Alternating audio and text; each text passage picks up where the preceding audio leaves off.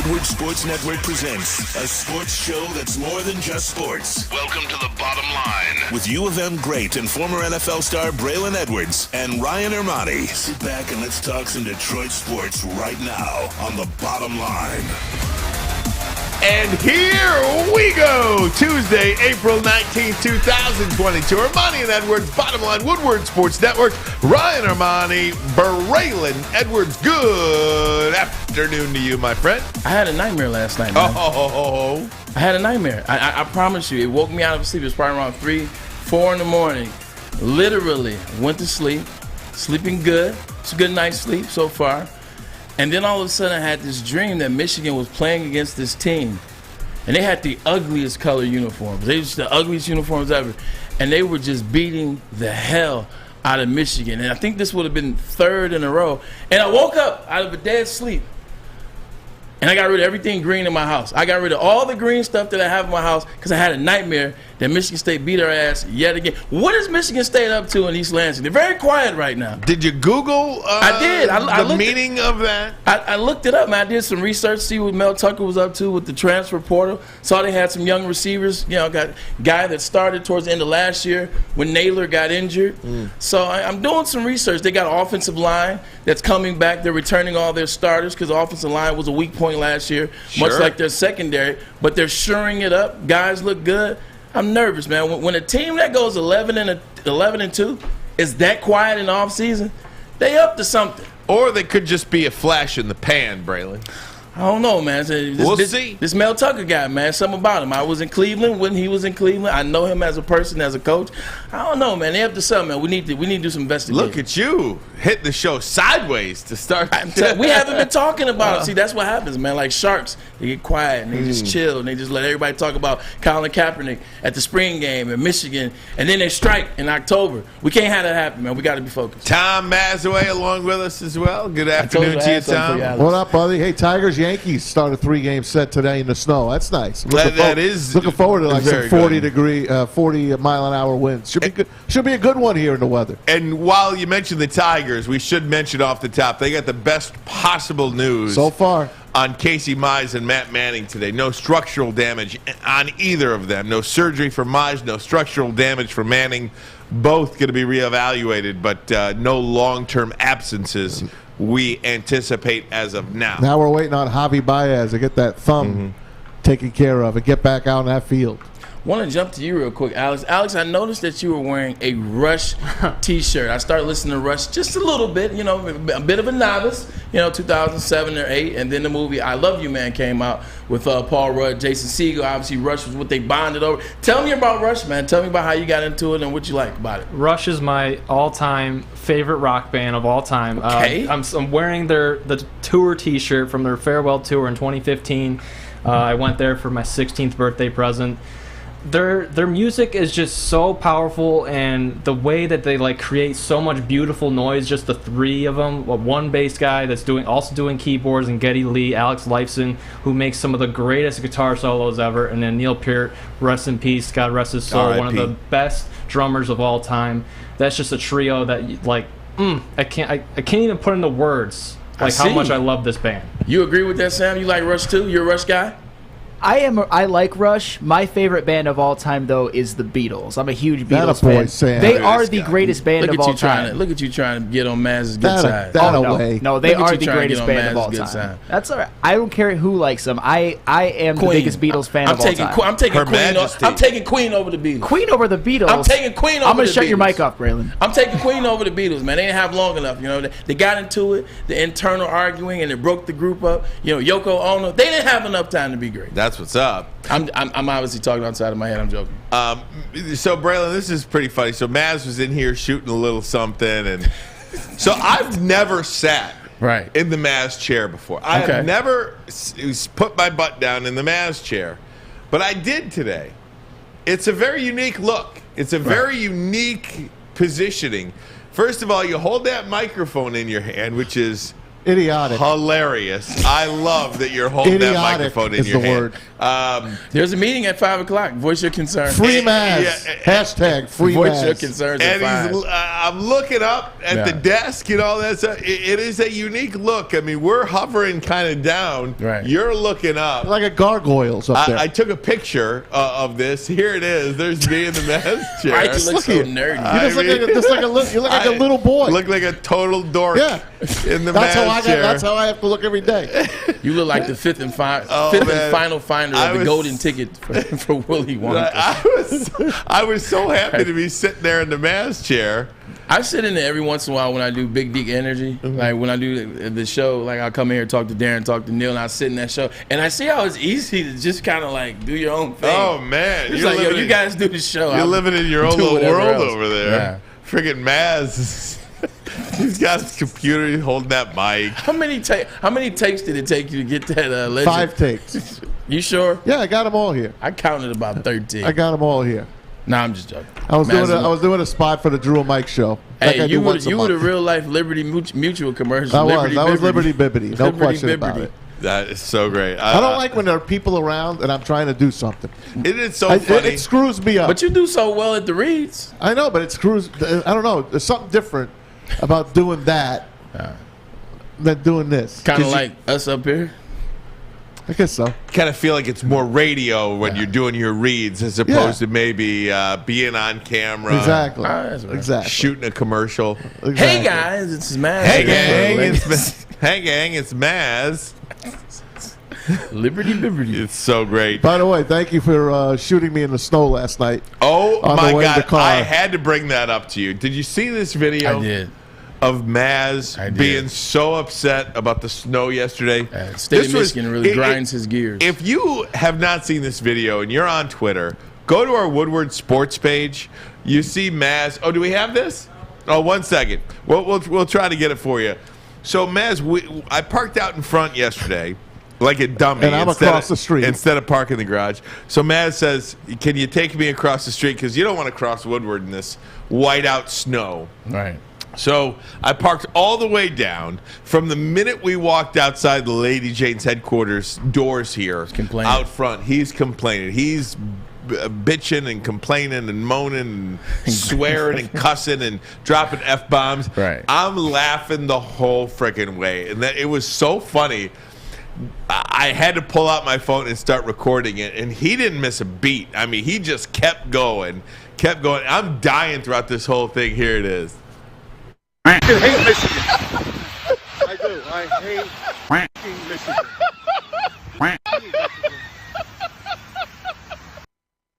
I mean, I don't think I've belly laughed like that for a long. Like your laugh is the greatest of all time. Your laugh is awesome. In case you guys didn't pick up on that, those quacks, those are F-bombs. Those are F-bombs. So funny. Hey, shout out to our good friend here. It's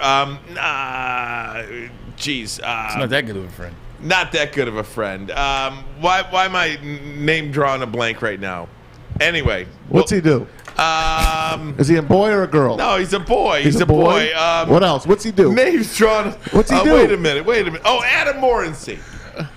Recovering from COVID. Oh, yeah, he's fine. Yeah, he's recovering from COVID. He's one of our listeners. He's one of our P1s. Just wanted to say shout out to Adam. Shout out, Adam. Yeah, shout out to Adam. You're Appreciate our guy, your recovery. Adam. Glad you're getting better. Yeah, big show for you guys today. Hey, we don't got to wear a mask anymore, right? No, we On the don't. plane? That is trending. That's trending? That is trending. I'm just checking. Tigers, are you going to the Tigers game tonight, Maz, by the way? After our big meeting here, I will get there. I got a question for you. And get there, sure. Who wants 5 o'clock. That's what time the meeting starts. Who wants to go to Tigers games in this weather? I don't care. I'm going. There's your answer right there. there. But Maz is going to go up in the press box. No. Maz will be in the seat. Oh, you'll sit outside? Yeah. I think a lot of people want to go. A lot of people were eager for Tiger season to start. They were eager for what the finish was last year. The optimism is there.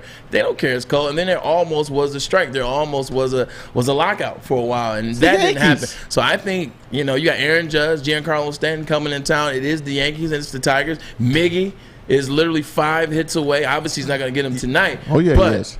He might. Nah, I'm only kidding. Exactly. So I think the excitement is there. I would go hang out for it. He can get his double tonight. He can get his 600th double tonight. That'd be good. I would hang out for 3 innings. I love the Tigers. I love going to Comerica Park. That's why I hate this freaking state. I hate it. You would have to pay me to go to the game tonight. Yeah. I would not go to a game and sit out in the cold weather like this to watch baseball. This was warm compared to the 06 World Series. Hell no. Remember the 06 World Series? I do, but that was the World Series. This is warm compared to that. Yeah, but that was the World Series. Though, I know. It's a different deal. I got you. I mean, if Cabrera was like going spring ball versus the Super Bowl. If Cabrera was a hit or two away from 3,000, I can understand it. But, he's probably not going 5 for 5 tonight. And what if he did? Well, if he did, you'd be watching it on television. Are we excited for him to? Let me ask you this. Last year, remember we were here. We started the show around the time that we were trying to get to the 500th home run for Miggy last year. So we literally had the counter going. We had the TV on. Do we want him to hurry up and get this out the way so he can play regular baseball, or do you want it to kind of like drag out a little bit? Absolutely, you got to get it. You want to get it because the longer it drags on, and this is a hit as opposed to a home run. He's going to get it this homestand. There's 6 games to play. 3 against the Yanks, 3 against the Rockies. Yeah, so there's five hits away with 6 games to play. He will most likely get it on this homestand. We certainly hope he'll get it on this homestand, and rightfully so. I mean, the Tigers fans. This is why you signed Miguel Cabrera to a 10-year contract. I know championships aside, right? Right. But this is why, so you can have the 500 home runs, so you can have the 3,000 hits. You knew this was 600 double. Right. I mean, this is why you signed players like Miguel Cabrera to a 10-year contract. Albert Pujols for the Angels when he signed that long-term contract. Mike Trout. Bryce Harper. This is why you sign players of that ilk. Only 2 Tigers. Derek Jeter. Only 2 Tigers have gotten 3,000 hits. Al Kaline, Ty Cobb. Ty Cobb did it at home at Tiger Stadium. It was Navin Field. So now Miggy could be the second Tiger in history to do it at home. Then he killed somebody at the bus station. There you go. Guys, we're going to get into the Devion Smith conversation a little bit later on. He has been tweeting up a storm regarding being cut for wanting pizza over chicken salad, the USFL, and of course, 9 days away from the NFL draft. One guy who won't be there, we'll talk about him, and one guy who may be a Detroit Lion. If you thought he was out of the reach, think again. Uh-oh. We'll talk about it next. Ermanni and Edwards. Woodward Sports Network, this is The Bottom Line. Detroit. 32 teams, 7 rounds, 224 young men who today are about to become players in the National Football League. A day where lives are changed, fates are decided, dynasties are born, and the clock is always ticking. Draft day in Detroit. A time of hope, a time of wonder, and a time for Detroit Lions fans to act like it's the friggin' Super Bowl. Join Woodward Sports and hundreds of other diehard Lions fans for our NFL draft party and live stream from the Brass Rail Detroit. All your favorite and not so favorite Woodward Sports people will be there. Adam, Terry, Neil, D-Mac, Braylon, Ryan, the heavyweights, NFL scout Scott Bischoff, Maz, Stick, Jeff Maddie, Joey, and more. Come join us at the Brass Rail Thursday, April 28th from 7 p.m. until pick number 32. See you downtown for Draft Day with Woodward Sports. Brought to you by Syntron, Gypsy Vodka, and Planet Fitness. Everything that we've hoped for, finally. He's going deep, right side. Oh, that is Edwards out there. He goes up in the air at the goal line. Hey, it's Braylon Edwards here, wanting to welcome the sports marketing agency to Woodward Sports Network, to the family. Glad to have you guys. For the last decade, the sports marketing agency has literally leveraged athletes around issues such as mental health and substance abuse. It's all happening now.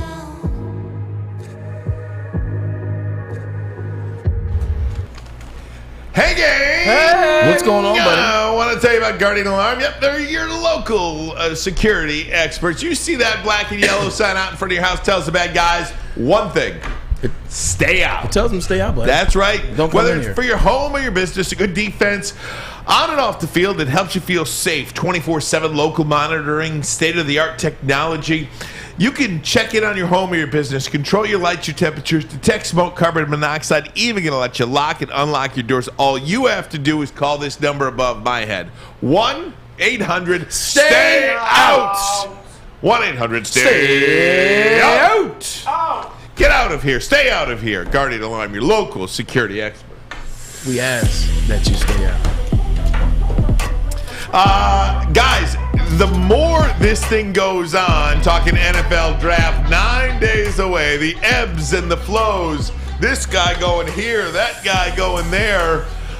This guy becoming available. For the last 2 months, it has been widely thought that Aiden Hutchinson was going to go number 1 overall to the Jacksonville Jaguars. The closer we get to next Thursday, the more and more chatter that Aiden Hutchinson will, in fact, not be the selection of the Jacksonville Jaguars. We just don't know, but it is not done yet, meaning he could be available for the Lions at 2, something you've been saying for a couple of weeks now, Braylon. Yeah, I talked about this probably about 3-4 weeks ago. I said that I had a little bit of inside information that the Jaguars were trying to get out of that pick. As much as the Detroit Lions have talked about hating the second overall pick in the 2022 draft, the Jaguars have hated that number 1 pick since they got it. They've hated the idea of, do we draft this tackle? Do we draft this edge rusher? Do we draft this not quarterback, but this guy? They've hated that pick, and they've talked about trading that pick internally for about the last month or so. Everybody assumed that they were going to go with Aiden Hutchinson, and I think they even put the buzz out there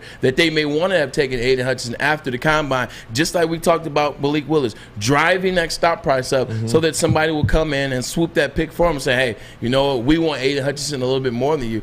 I think what it comes down to, Ryan, just looking at Aiden Hutchinson, look, I'm a Michigan guy. I love Aiden Hutchinson. I love what he was able to do for the Michigan Wolverines last year, give them their first Big Ten championship since 2004.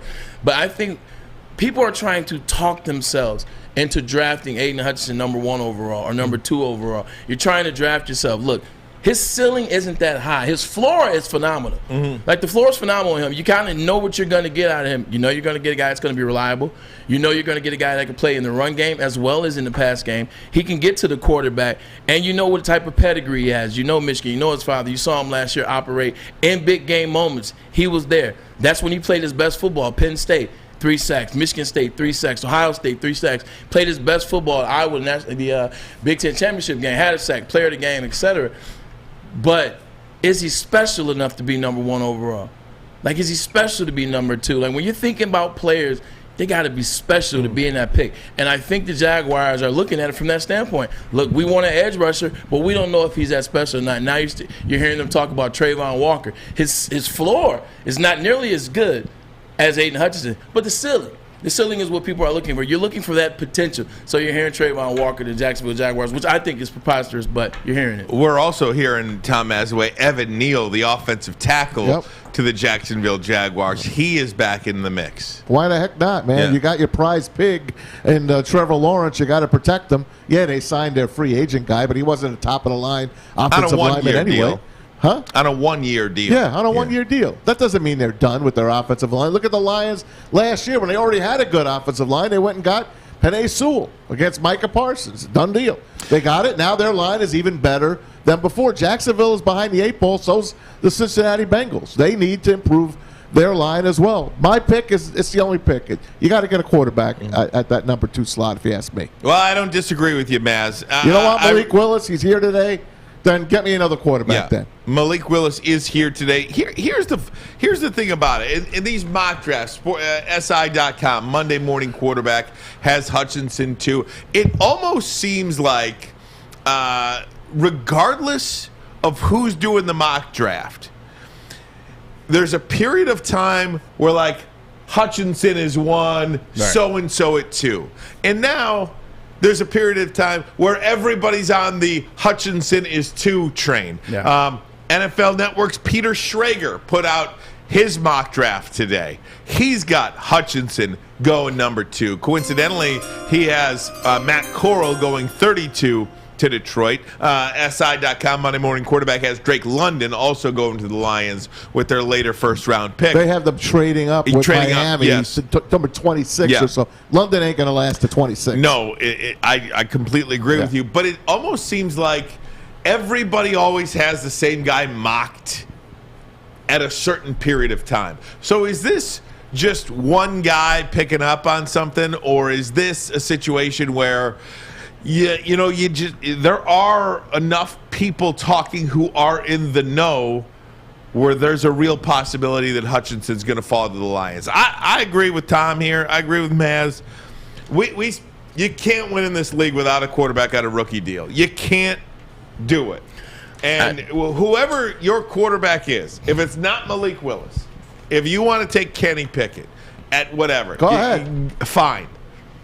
Just get a quarterback in the first round at 2 or 32. I understand that. And so, first of all, let's address the first thing you said. I think what happens is, like you said, it's a copycat league when we're talking about during the season. It's the same when it comes to these analysts, man. You get some individual passes some decent information around, and they all jump on it like bees to honey. They jump on it, and they say, hey, okay, cool. I got the memo, too. And then they start rechanging their mock draft. This guy, because they get a little bit of inside information, and they all copy each other. So that's what you're getting from that standpoint in terms of now you see Evan Neal going back to number 1, and you see Hutchinson sliding down to 2. But in terms of the quarterback situation, I understand you guys feel this need where you've done the research, you've done the schematics, you got to win with a quarterback on a rookie deal. I get all that. But you can't force a quarterback to work for you just because the schematics say so. Just because the schematics say, got to have a rookie deal. You look at Joe Burrow. You look at you look at these. You look at Russell Wilson when they won the Super Bowl. I get it. But those quarterbacks could freaking play. You don't just draft a quarterback just to say you got a quarterback on a rookie deal. You don't draft the guy in Kenny Pickett who a month ago you told me his hands were too small. You don't draft the guy in Sam Howell who you told me he's kind of like a running back that plays quarterback. You don't draft the guy in Malik Willis where every film that I watched on him, every game, he looked okay. He looked like an athletic quarterback. He looked like a quarterback that can get out the pocket. He looked like a quarterback that can run. He looked like a quarterback that had a big arm. He also looked like a quarterback whose mechanics failed him from time to time. Also like a quarterback that couldn't make the right reads on third down and passing down situations. I saw that on film. You don't just draft a guy just to say, cool, we got us a quarterback. Now we got a fifth-year option. Now we got a rookie deal. Because think about this, ladies and gentlemen. The Lions ain't going to be that good this year. I don't know what crystal ball you guys are looking They're into. going to win 10 games. Okay, well, that's on you. They're looking at the schedule. The schedule looks bad. And they could have won a half a dozen games. If I was last born year. white, I'd be white. I wouldn't be black. I'm not dealing with if. I'm talking about what I see. They are running the game back from last year. They've shored up some. They bought their team back from last year, 3-13-1. 3-13-1. They've added some pieces from different teams. Some good players. Gotten healthy. Some good players. They've gotten healthy, so they'll be more healthy. They'll be better. They're still a 5-win team. So they still will have an opportunity next year to be in the running for a C.J. Stroud and for a Bryce Young, especially with the draft capital that they have. Short up, use Jared Goff this year. Don't draft a quarterback just to draft one and say, I got a rookie quarterback. But you don't draft a quarterback just to draft one, Bray. I mean, I think I don't know. I think these coaches in the NFL believe that if you are a player that has a little bit of tools, that they can get the most out of you as a player. Nobody is talking about Malik Willis except Detroit, Pittsburgh at 20. Carolina. Nothing has told us that Pittsburgh is going to move it. And now Kenny Pickett is becoming the favorite for Carolina. Carolina is starting to like Kenny Pickett. That's their guy now. So they're not going after Malik Willis. The Steelers aren't moving up. If he lands to them at 20, they'll draft him. You know what that tells me? That tells me that he's not worth drafting at 2. You told me to pay attention to the Steelers, Ryan, and I'm paying attention to him. If they're not moving up, if they're hoping that he lands in their lap at 20, what does that tell you? But look who slipped to 17 last year. Who? To the Patriots. Mac Jones. 15. He slipped all the way there. Does that mean he's not a good quarterback? He didn't slip. He just happened to be the 5th best quarterback in terms of the draft. Like that's what they thought it was. That's not a slip. There are really good players that got drafted before him. There were 4 quarterbacks. 4 teams needed quarterbacks, so that's not necessarily a slip. So you're going to tell me he happened to be the 5th best quarterback in a 5-quarterback draft, and all those guys needed quarterbacks as well. So you're going to tell me Carolina, they're going to take a quarterback, right? Yeah. Then you got Atlanta and Seattle and the Giants. You think they're going to sit on their hands and not take a quarterback? They're not taking Malik Willis, is what I'm trying to tell you. Okay. They're not going to take Malik Willis. The film don't lie. Like the eye in the sky. The eye in the sky, as we say in football, it does not lie. Just for the record, if the Lions are a 5-win team last year, There was one 5-team win this year. That was the Carolina Panthers. They have the 6th pick. So if you think they're a 5-win team, just that would project them to be about the 6th pick next year in the draft. Okay, if you're the 6th pick, knowing you have 2 first-round picks next year, not to mention whatever you can muster up and scram, we always talk about doing the deal. You talk about Brad Holmes, trusting him to make a move. It's not necessarily difficult to get from 6 to 2. Well, who's going to trade with them? Unless they want their quarterback too. Unless that team that's number 2 is it just desperate depends, for a man. Look at this year. Trevor Lawrence is a quarterback. Jaguars don't need a quarterback. So if you're in a situation where you're another bad team, but you have a quarterback, you could be like the Jacksonville Jaguars. You could do a deal with them. Because think about this year. Jaguars don't want to be at number 1 this year. So imagine that same scenario plays out next year. Neither of these teams want to pick 1-2 this year. No. Nobody wants 1-2 this year, but we have it. So you got to make a choice. Is there a guy out there that's so dominant you need to take him, or do you want to roll the dice and maybe hit the jackpot? Guys, Malik Willis in town today. Kenny Pickett in town tomorrow. Also news regarding Mel Kiper and his availability for the NFL draft. We'll get all that next. Ermanni and Edwards. Woodward Sports Network, this is The Bottom Line. Hi, I'm Kay Cunningham. I'm proud to partner with Hall Financial, the mortgage company known for 5-star service. Don't just take my word for it. Check out their 5,000 5-star reviews for yourself. Go to callhallfirst.com and get started with your 5-star experience today. You don't have to go to the beach, man. You don't have to get your butt crack full of sand. You just need a little chili peppers, man, to get that glowing beach chili peppers tan. Woo! With 26 locations in the Metro Detroit area and more coming, Chili Peppers Tanning is where you'll find the cleanest salons in the D.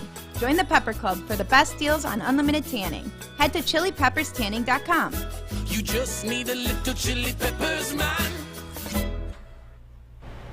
Sticker Genius is the official sticker partner of Woodward Sports. When it comes to stickers and signage, think Sticker Genius. Sticker Genius was responsible for putting all of this beautiful wall covering all over the Planet Fitness studios that had Planet Fitness signage, Woodward Sports signage. It just looks absolutely beautiful, and they did it in less than 24 hours. If you go to their website at stickergenius.com, you'll see that they have custom stickers, wall graphics, vehicle graphics, floor graphics, window graphics, pretty much anything you could possibly need. But if you want them to hook you up just like they hooked us up, go to stickergenius.com.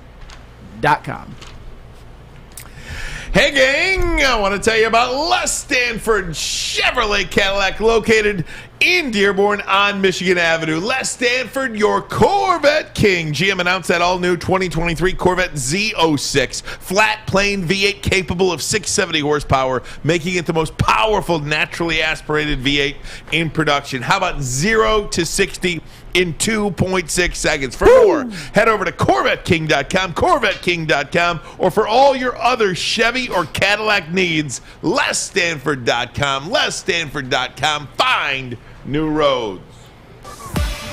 Hey, one of my Twitter guys, Michael Gentry Jr., sent me a picture of Aiden Hutchinson. Yep. He is throwing out the first pitch on Friday night against the Rockies here against the Tigers. Look, I think that would be thanks, Mike. That would be a huge decision for Brad Holmes to make. You know, whether you go with Hutchinson or a quarterback. Maybe it's not a quarterback. Maybe I'm nuts.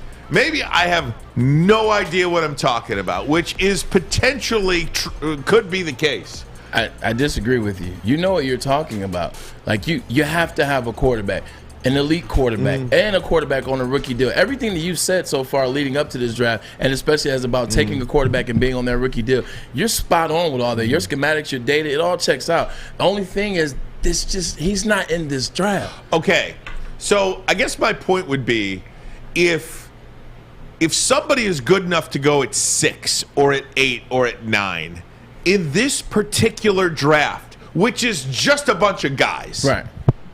Why not take them at 2? Then? Thank you. Okay. Why not look? Do your homework. I've done my homework. Not you. Not you. Talking about the Lions. Yeah. You do your homework, and you see that there's 5 quarterbacks out there in this draft. Right. Legit, probably. And you go Malik Willis, Matt Corral, Kenny Pickett, Desmond Ridder, and Sam Howell. Okay, so those 5. Billy Zappi, throw him in there, fine, whatever.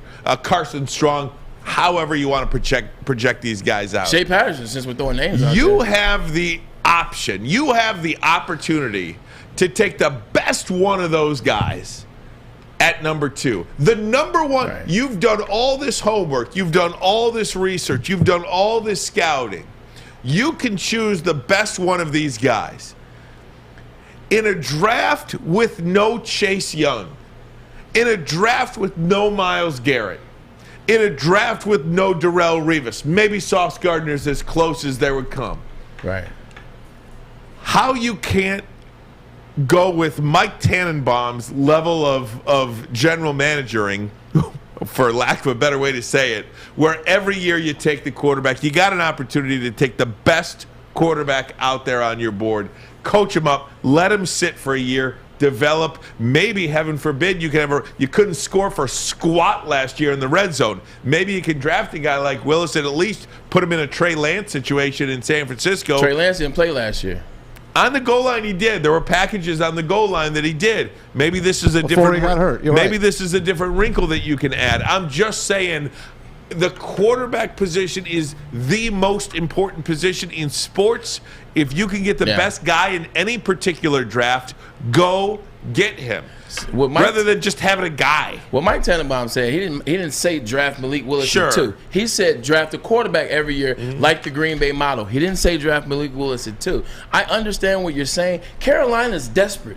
This is Matt Bro's last hurrah. This is it for him. He needs a guy. He needs to make something happen right now. Carolina is in a desperate situation. If I've been following the Detroit Lions correctly this offseason, if I've been watching the moves that Brad Holmes has been making, and if I've been listening to the pulse that is Detroit surrounding Brad Holmes and Dan Campbell, they're not desperate. This ain't the end-all, be-all for the Detroit Lions' current regime. So don't punish yourself by drafting a guy because people tell you to take a quarterback. You got to take the quarterback. He runs 4.41. He's a game changer. Don't watch his film. Don't watch his film. Just know that Mark Brunell can turn him into a guy. He can study under Jared Goff.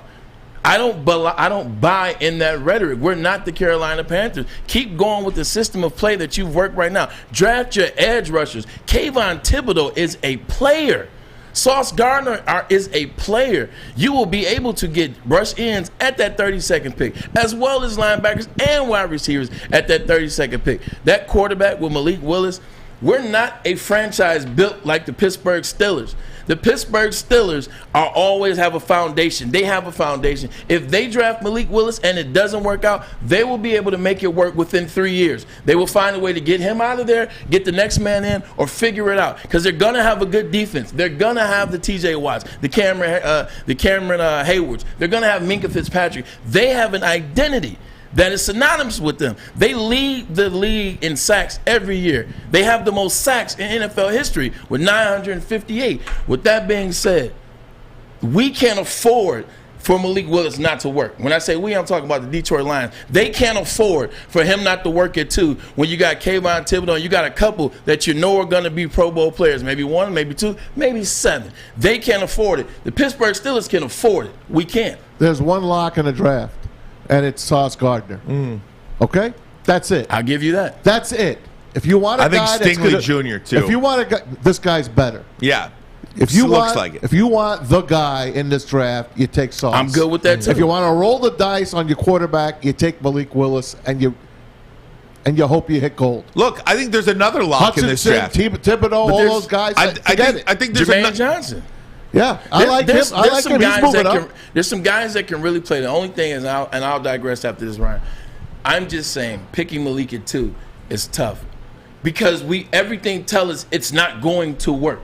So when it doesn't work, and you see when all the actual real scouts, the real GMs that were really commenting on Malik Willis, not the analysts, not the people on Instagram, not the people on Twitter that were just, this guy's ceiling, this is what he can do. The actual people that are scouting to draft him, when they didn't have him draftable or they didn't have him in the first round, then it's going to make sense. And we're going to be blaming Brad Holmes and this regime for another blunder in the draft, and you don't want that.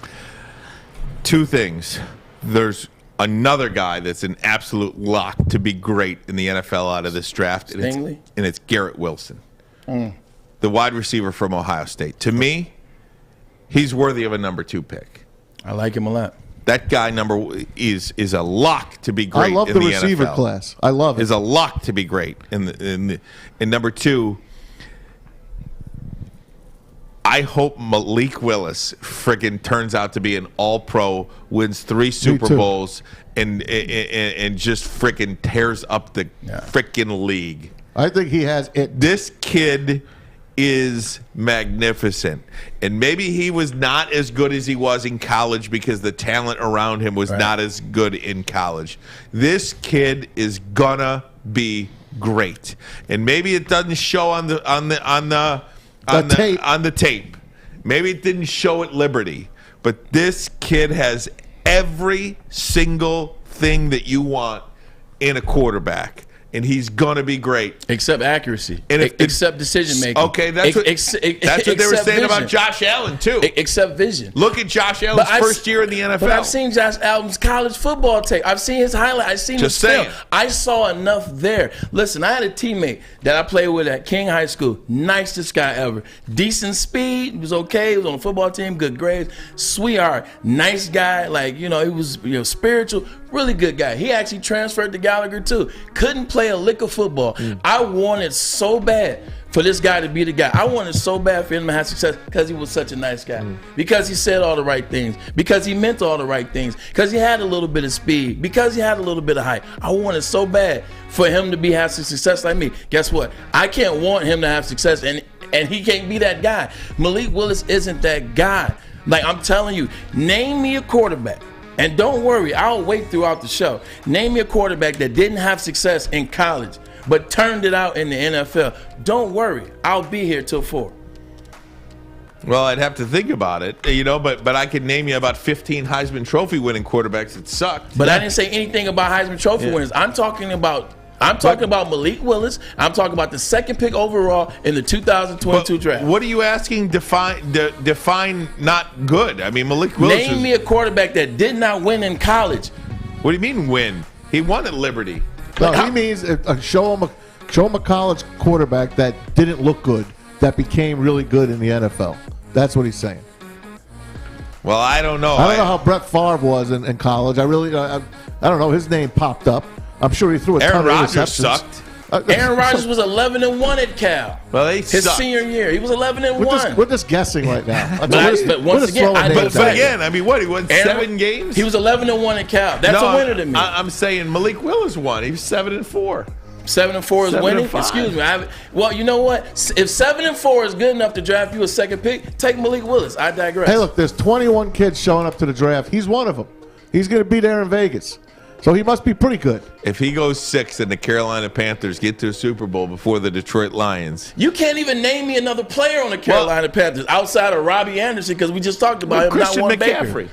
He's not even going to be there. They're trying to trade him. Well, Sam Darnold. Not if they. If they draft Malik Willis, then he doesn't count. Okay, oh, my bad. We're going to say Cam Newton is next? Is that the next one? Well, Cam Newton. Yeah. Cam Newton's there, Braylon. You know what? I'm done with you two. I'm done with you. I can't wait take for Sauce him to be Gardner great. then, all right? I'd be happy if he took Sauce Gardner. I would. Take him. If you can get Sauce Gardner and a quarterback, I have to see a quarterback in the first round. I have to. For my own sanity. For my own sanity. To give me a little bit of hope. I got to see a quarterback in the first round. To give me a little bit of hope. I just want some hope. Guys, do you want to get to the Mel Kiper, which I'm confused about? Yeah. Wasn't he there last year in Cleveland? Yeah, I don't get why Mel Kiper's not going to be there, but he did make a statement about it. Also, De'Veon Smith, the saga continues. Why don't we draft him? Yeah, right. Ermanni and Edwards. Woodward Sports Network, this is The Bottom Line.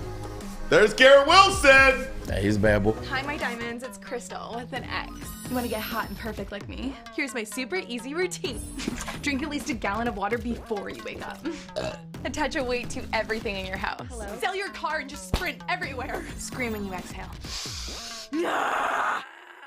Don't follow Crystal with an X. Do your own thing at Planet Fitness with tons of equipment and free fitness training in our clean and spacious clubs. Join now for just $10 a month and cancel anytime. You asked for it, and we listen. The Seafood Fest, a Friday night seafood buffet. Catch it while you can. Available at participating locations until April 24th. Also available, the new fish sandwich. We'll see you at Big Boy. Guess what? He won the SWAC. Hey, I'm Once on again, there. he won. Hey, it's my commercial It's time. HBCU. Hey, it's my commercial time. No arguing yet about Steve McNair. We'll talk about that when we Steve come back. McNair, baby. MyBookie.ag is the place where you put your bets in. I bet you can even bet on the NFL draft. 9 days away, and we're going to be downtown celebrating it here in Detroit. Lions on the clock at number 2. Use that promo code Woodward when you get to MyBookie.ag. They'll double your first deposit all the way up to $1,000. Who you got tonight? Garrett Cole on the hill for the Yankees going against the Tigers in 25-degree weather. Gotta love it. We'll see how that one rolls. Bet it on MyBookie.ag with the promo code Woodward. Of course, you can bet the Lions on the over, too. Braylon says they're under 6.5. Ryan says they're way over 6.5. What? So you get on it as well. MyBookie.ag. Bet anything, anytime, anywhere with MyBookie. If you have a gambling problem, please call the Michigan Problem Gambling Hotline, 1-800-270-7117. Hey, gang. I want to talk to you about Wing Snob. That's right. Fresh, juicy, hormone-free chicken Wing Snob has the best traditional wings. Try out signature sauces, Jamaican jerk or lemon pepper. Wings tossed to perfection in any sauce you pick. When the wings are this good, you're allowed to be a snob. Order online. Look them up online as well. Find a location near you. Wingsnob.com. Wingsnob.com. We just have better wings. Hey, man, look. For the person that brought up Alcorn State's finest. Shout out to, let me give a proper shout out here. Oh, no, I got a shout out for him. For the person that. Creole Texan. Creole Texan. You brought up Alcorn State's finest. Steve McNair, rest in peace. Guess what he did his senior year? What'd he do? They won the SWAC. It goes back to what I'm saying. They won. You got to win. Russell Wilson won the Big Ten. Kenny Pickett last year won the Big East. You got to win. That's what I mean. Or you got to be like Patrick Mahomes. Patrick Mahomes didn't win at Texas Tech, but you know what he did? He showed you freakish ability, and which is why he was the 13th pick overall in that 2017 draft or 18 draft. So you got to show me some freakish ability and some freakish height and some freakish measurables, or you got to win. Or please do both. I will have you know that Malik Willis did lead Liberty's football team to the 25th highest scoring offense in all of college football. I will also have you know, grasping at straws. I will also have you know that Liberty did win 8 football games this year. Liberty 8-5 on the year after putting up 56 points against the Eastern Michigan Eagles. Are those 5 losses? Please tell me who they lost to. They lost to. We know Ole Miss is one of them. Syracuse. And they were awful. The Orange. Great history. Yep, they were terrible. ULM, I don't know who that is. Exactly. You know what? Louisiana Monroe. Louisiana you can Monroe. Stop there. You can stop right there for Well, Louisiana Monroe was real good this year. They're solid. It was a real close loss. And then they lost to the Raging Cajuns in Army. Who the hell is that? Is that who Bobby Boucher playing for? Is that who the Waterboy playing for? That's La Lafayette. Are you kidding me? Is that the Waterboy? Oh, no, that's not La Lafayette. That's the Raging Cajuns from Louisiana, dude. I know. I saw Bobby. He was in the movie. You don't know how Vicky good Valancourt. Malik Willis is. Listen, man. If you want to put all your eggs in a Keely Smith basket, by all means, go ahead. Yeah, he was a winner in college. Yeah, and guess what happened to him in the NFL? Mm-hmm. Ohio. Hey, quickly, this Mel Kiper thing befuddles me, and I don't quite understand it. Me as well. I want to see if you guys. So Mel Kiper puts up a statement. You like that word? He says it's a long statement. Yeah, it is. The NFL draft is the highlight of my year. Of course it is. That's your whole life. And I am looking forward to taking part in my 39th this month on ESPN. For all 3 days, I will appear from my home studio in Maryland. Terrible. Rather than on site in Vegas, as I am unvaccinated from COVID-19. That's ESPN rule, by the way. Is it? Yes. You can't travel? I guess not. ESPN has got. There's a lot of analysts out there that are doing it from home still that aren't vaccinated. ESPN is one of those places. So ESPN is preventing Mel Kiper from traveling, where there's going to be, by the way, over 200,000-400,000 people. Yeah. So when you do your other show, Every day in the morning, I watch ESPN. I have not seen Ryan Clark in studio in Lord knows how long. I have not seen Louis Riddick in studio in Lord knows how long. A lot of those guys, man, Vince Carter is another guy who does the NBA minute. A lot of those guys at ESPN have not been vaccinated, and they won't get vaccinated, and that's why you always see them at their crib. They've been doing their little solo shots from the house all season. I thought Mel did it live last year in Cleveland. I could be wrong. Does anyone remember that? Last year in Cleveland, was Mel Kiper live on the stage? Either way, maybe not. It's like that's an antiquated rule. It is. Then now. I mean, we've got the information now. Yes, you should get vaccinated. It will prevent you, we hope, from serious disease. Maybe. Or from whatever.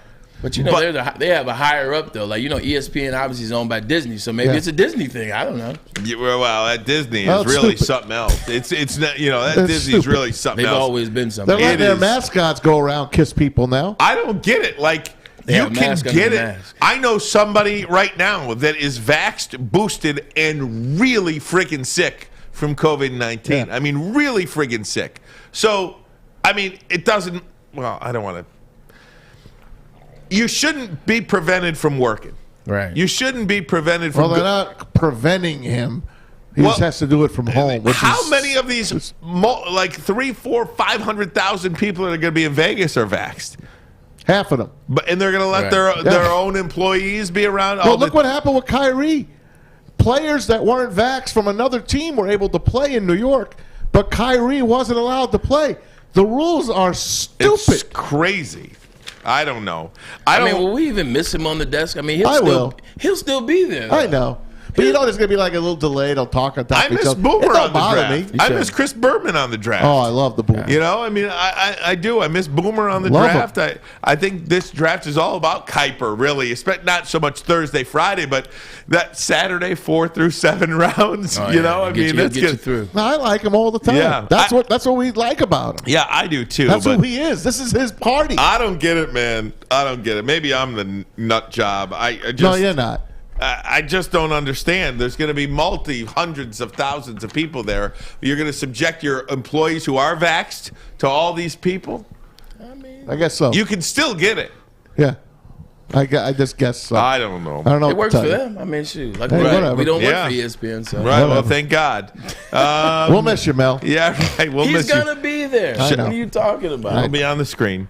I want to get into this Davion Smith. Okay. This is beyond anything I've ever thought in my life this can actually happen. This is great for the USFL, by the way. It should be. It is. I can't believe They had like 50 people last night at last night's game, too. I cannot believe. Literally 50 people. He's not on a roster right now. This is how you know it's a huge story. My mom asked me about it. Not because she watched the show. She was like, what's going on with this Davion? I think he went to Michigan and the pizza. That's what my mom asked me. Ermanni and Edwards.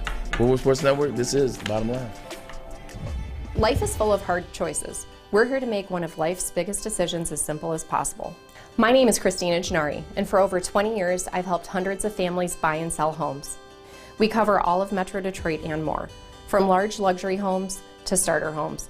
We will work hard to make sure that you get the home of your dreams. So if you're in the market today or even thinking about buying or selling in the future, make the obvious choice. Christina Gennari, the obvious choice in real estate. Visit us at soldchristina.com today. Fellas, let's be honest. We like things to be easy. We like simple stuff, like sports 7 days a week. We like things uncomplicated, like Lady Jane's Haircuts for Men. Open 10 to 8, 7 days a week. Walk in anytime. Sign in, sit down, watch your favorite team play. And before you know it, your hair will be game ready. Open 10 to 8, 7 days a week. Walk in anytime. Lady Jane's Haircuts for Men. It's wicked awesome. 3 NBA championships. Detroit fans were there. 11 Stanley Cups. Detroit fans were there. 4 World Series wins. Detroit fans were there. And that one Lions playoff win in 1991. Yeah, Detroit fans were there. Woodward Sports, where the fans are. SMA has been leveraging pro athletes and other notables for a decade against the issues surrounding mental health and substance use disorder. What Sports Marketing Agency is trying to do is destigmatize these issues as well as normalize them. A lot of people go through a lot of things. A lot of people have PTSD, trauma care. A lot of individuals have mental health issues, whether it be anxiety, whether it be depression, things that they don't know. They're scared to speak up on. Well, that's why Sports Marketing Agency is here to help you. Go to thesportsma.com. Very discreet. Get all your questions answered. Or it doesn't even have to be about you. It could be about a family member and a friend. You look, they've done the research. thesportsma.com. Welcome back, Woodward Sports Network. If you're watching on YouTube, smash that like button for us, please. 47 likes. We try to get upwards of 200 per show, and you guys are usually pretty good about doing that, but I have not asked for any likes yet, so I'm doing that now. Go ahead and hit that like button. 23,000 23,000 YouTube subscribers. If you have not subscribed to our YouTube channel yet, please go ahead and do so. Tell a friend about us. We're having a lot of fun doing this show, and while you're at it, go ahead, Maz. I just had a side note to the USFL. Oh, go ahead, yeah. The XFL, who The Rock is part owner of, they're trying to counteract the USFL. They're trying to talk agents of these football players into skipping the USFL, saying, hey, you come to the XFL, we're going to pay you more, we're going to give you better benefits. They're trying to kill them off here, which I don't understand the XFL, why they took so long to come back. I know. I mean, you should have come back quicker. Now a team jumped on your grave. I'm for the USFL right now. I don't disagree with you at all. We know that, but you know what? It's football, and I'm going to watch a little of it. Yeah. That's it. I'm not going to be totally invested in it, but I'm going to watch it and root for some of these guys. So the situation with De'Veon Smith, though, is really getting some legs. Over 5 million views on the video that we played yesterday of him being called into the office, kind of Hard Knock style, being cut by his head coach. Gentleman's name escapes me right now. Kirby Marshall? Kirby something. We forget. Coach Butthole. Do we have the statement, Alex? Let's put up the statement by the Pittsburgh Maulers of the USFL. So this is their statement on De'Veon Smith being cut. On the first episode of United by Football, the weekly USFL all-access docuseries on Fox, De'Veon Smith was shown on camera being cut from our team by Coach Kirby Wilson. The show captures hundreds of hours of film with the intent of providing transparency to fans, but unfortunately much of the context was left out of this moment. Smith had violated 3 team rules in a 24-hour span, and in this particular incident disrespected a cafeteria worker, which wasn't captured on camera. Oh, you don't say. Smith subsequently reached out directly to Coach Wilson to apologize and asked to be reinstated to the Maulers roster. So, De'Veon Smith replied with a tweet. Here's what De'Veon Smith had to say. I was never made aware that I violated any team rules, let alone 3 in a 24-hour span. I never disrespected anyone. Coach Kirby and I spoke after being released. In that talk, he said he'd certainly vouch for my character. He has gone on and on and on. More from this. Show me the 3 team rules I broke, please.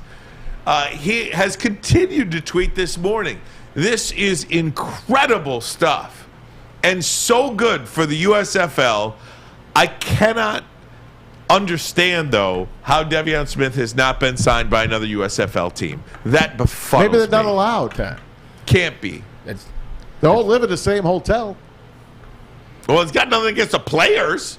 But it has nothing to do with the other teams as well. You're free. You're free as an institution or the organization. league didn't cut him. The Pittsburgh Maulers did. This is my thing, and I actually tweeted back to the Maulers yesterday when I read that. I said, very interesting that of all that footage you captured, you didn't have any have any footage capturing the thing that was taken out of context. Very interesting that now that it's become a big deal, now that people are lobbying for De'Veon Smith, because you guys are like complete and utter jerks, Kirby Wilson. Now all of a sudden there were 2 more instances, making it 3. I'm sorry, when I read that, I didn't see any of those instances laid out there for me. I didn't see any of those instances mentioned. In fact, when I watched the video of Kirby Wilson talking to Devion Smith about why he was being let go, I didn't hear any mention of another instance, let alone 2 other instances. Nope. This is what you call BS, smoke and CYA. mirrors. Cover They your, didn't you know know what. that it was going to get out like this. They didn't know that they were going to look this bad. And so now they're trying to cover their ASS. But guess what, fellas? It is too late. You said something yesterday, Braylon, that stuck, and Taylor Lewan actually reiterated what you said yesterday.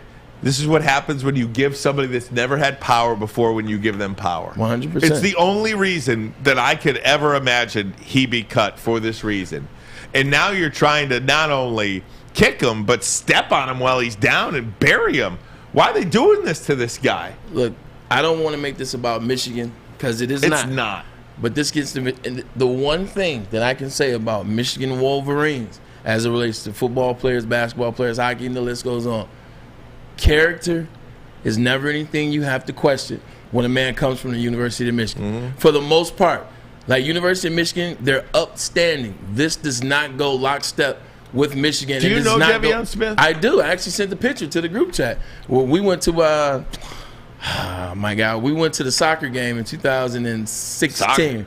Yeah, well, you know how they do at the big house? Oh, yeah. How they play like Manchester. And so we went to one of those games together, me, him, Taco Charlton.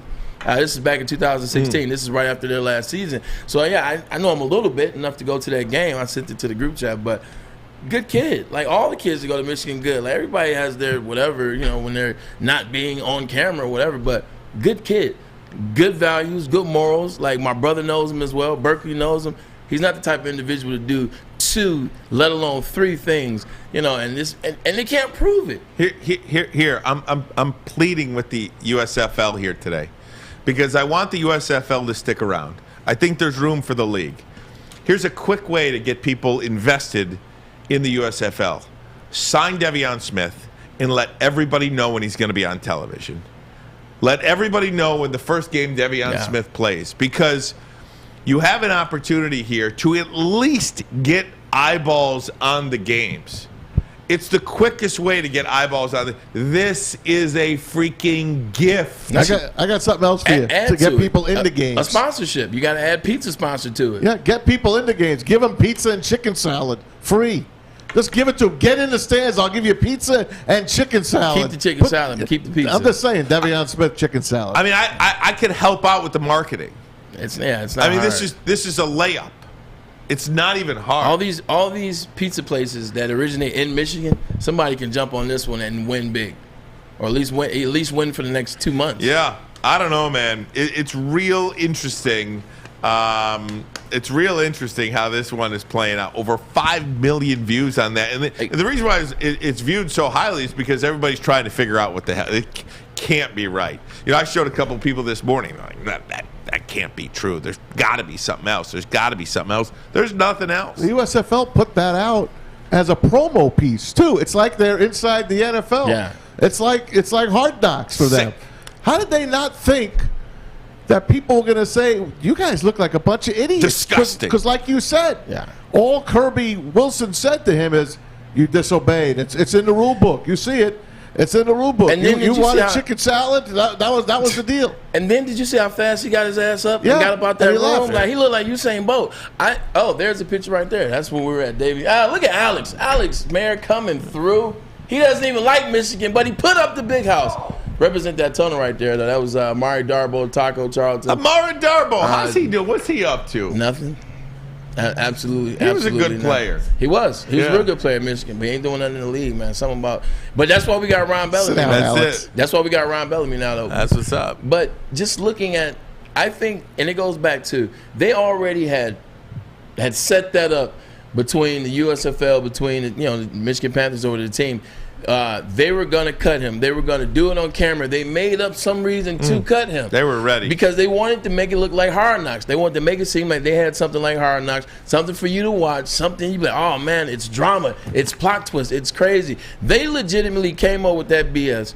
They cut him. That was the plan, over some BS, but now they're getting backlash, and now they don't know what to do. Some real BS, by the way. Yeah. Gang, we're going to get started in hour number 2 of the program momentarily. Braylon, your former team in the news again, the Cleveland Browns. Oh, Lord, what they do now? Hugh Jackson apparently offered incentives to lose games back in 2016, 2017. Want to get your take on that and how you would feel if you were a player on that team. The NFL is now investigating that, so it's a real deal. Yep.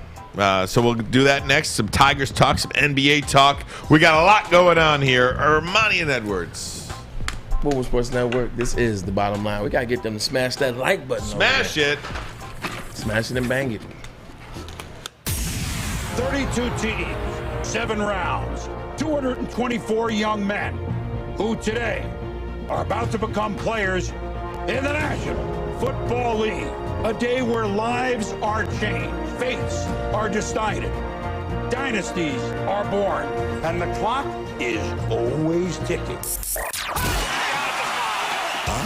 Draft day in Detroit. A time of hope, a time of wonder, and a time for Detroit Lions fans to act like it's the friggin' Super Bowl. Join Woodward Sports and hundreds of other diehard Lions fans for our NFL draft party and live stream from the Brass Rail Detroit. All your favorite and not so favorite Woodward Sports people will be there. Adam, Terry, Neil, D-Mac, Braylon, Ryan, the heavyweights, NFL scout Scott Bischoff, Maz, Stick, Jeff Maddie, Joey, and more. Come join us at the Brass Rail Thursday, April 28th from 7 p.m. until pick number 32. See you downtown for Draft Day with Woodward Sports. Brought to you by Cintron, Gypsy Vodka, and Planet Fitness. Cintron is the official energy drink of the Red Wings, proud partners of the Detroit Pistons, and exclusively served at Little Caesars Arena. If you're looking for premium ingredients, long-lasting energy, balanced hydration, essential vitamins, and great taste, Cintron is your top choice. Hey, everybody, it's Maz for the Folding Warehouse. It's another beautiful day in Michigan for an indoor activity. That's right. Get to the Folding Warehouse at Hamtramck. Get your fold on. Chris Hunt made this game up. It's the football and bowling game. Go and check it out. Couple ways to play. $10 unlimited open play, or you can have your own private lane reservation for 10 or 12 people. Cost you $120. You get to keep it for 2 hours. You can bring your own food in, have a picnic. They don't care. Even have your food delivered. Get your drink on. Over 100 beers they offer, plus the $2 mystery beer machine. Get your fold on. Check them out at foldingwarehouse.com. You know what? I'm tired of talking to you guys, okay? This is what I need you to do. I need you to go down to any Planet Fitness, okay? It is only $10. Only $10. Sam, I'm not playing with you today, man. I need you to get down to a Planet Fitness. Sign up because it's only $10, man. And then if you want to pay $22.99, you can get the Black Card, which allows you over access to 2,000 Planet Fitnesses worldwide, including the new one downtown, including the new one in Midtown, the Detroit Performance Center. Right there, you can be right next to the Detroit Cruise. The Motor City Cruise. Check this out. Go down, get the membership, sign up, because it's almost summer. Guess what? Guns out, buns out, sun's out. Remember that in that order. PlanetFitness.com. Hour number 2 of the program. Thank you so much for tuning in. Ryan Ermanni, Braylon Edwards, Tom Mazawey.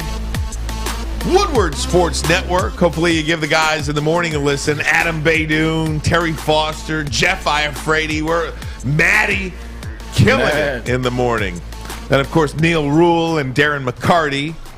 And you got Spencer Raxter in the mix as well. The Raxter. The heavyweights. The Raxter. Of course, the heavyweights. Having a lot of fun here at the network. Hopefully you like what you hear. And please tell a friend about us. The NFL investigating allegations that the Browns management has offered or did offer head coach at the time, Hugh Jackson, incentives to lose football games in the 2017 season. That is an allegation that's out there, and the NFL is now investigating it. Braylon Edwards, if you were a player on that team, first of all, let me take a step back. if never mind. Maz, I don't know. I heard it too. I heard Maz. I heard Maz. That kind of, Where's the tweet? I was waiting for it too, but Maz is, where's the tweet? Where's the tweet? I ignored it. Yeah, right. I heard it though. So here's the statement from a Browns spokesperson. Even though Hugh recanted his allegations a short time after they were made, it was important to us and the integrity of the game to have an independent review of the allegations. We welcomed an investigation, and we're confident the results will show, as we previously stated, that these allegations are categorically false. We have fully cooperated with Mary Jo White and look forward to the findings. So the allegation is that the Browns ownership, Browns management offered Hugh Jackson to lose games in the 2016 season. I can't wrap my head around that. Let me go a second. Go ahead, man. The reason this came out a second time, Hugh Jackson, they say he recanted it.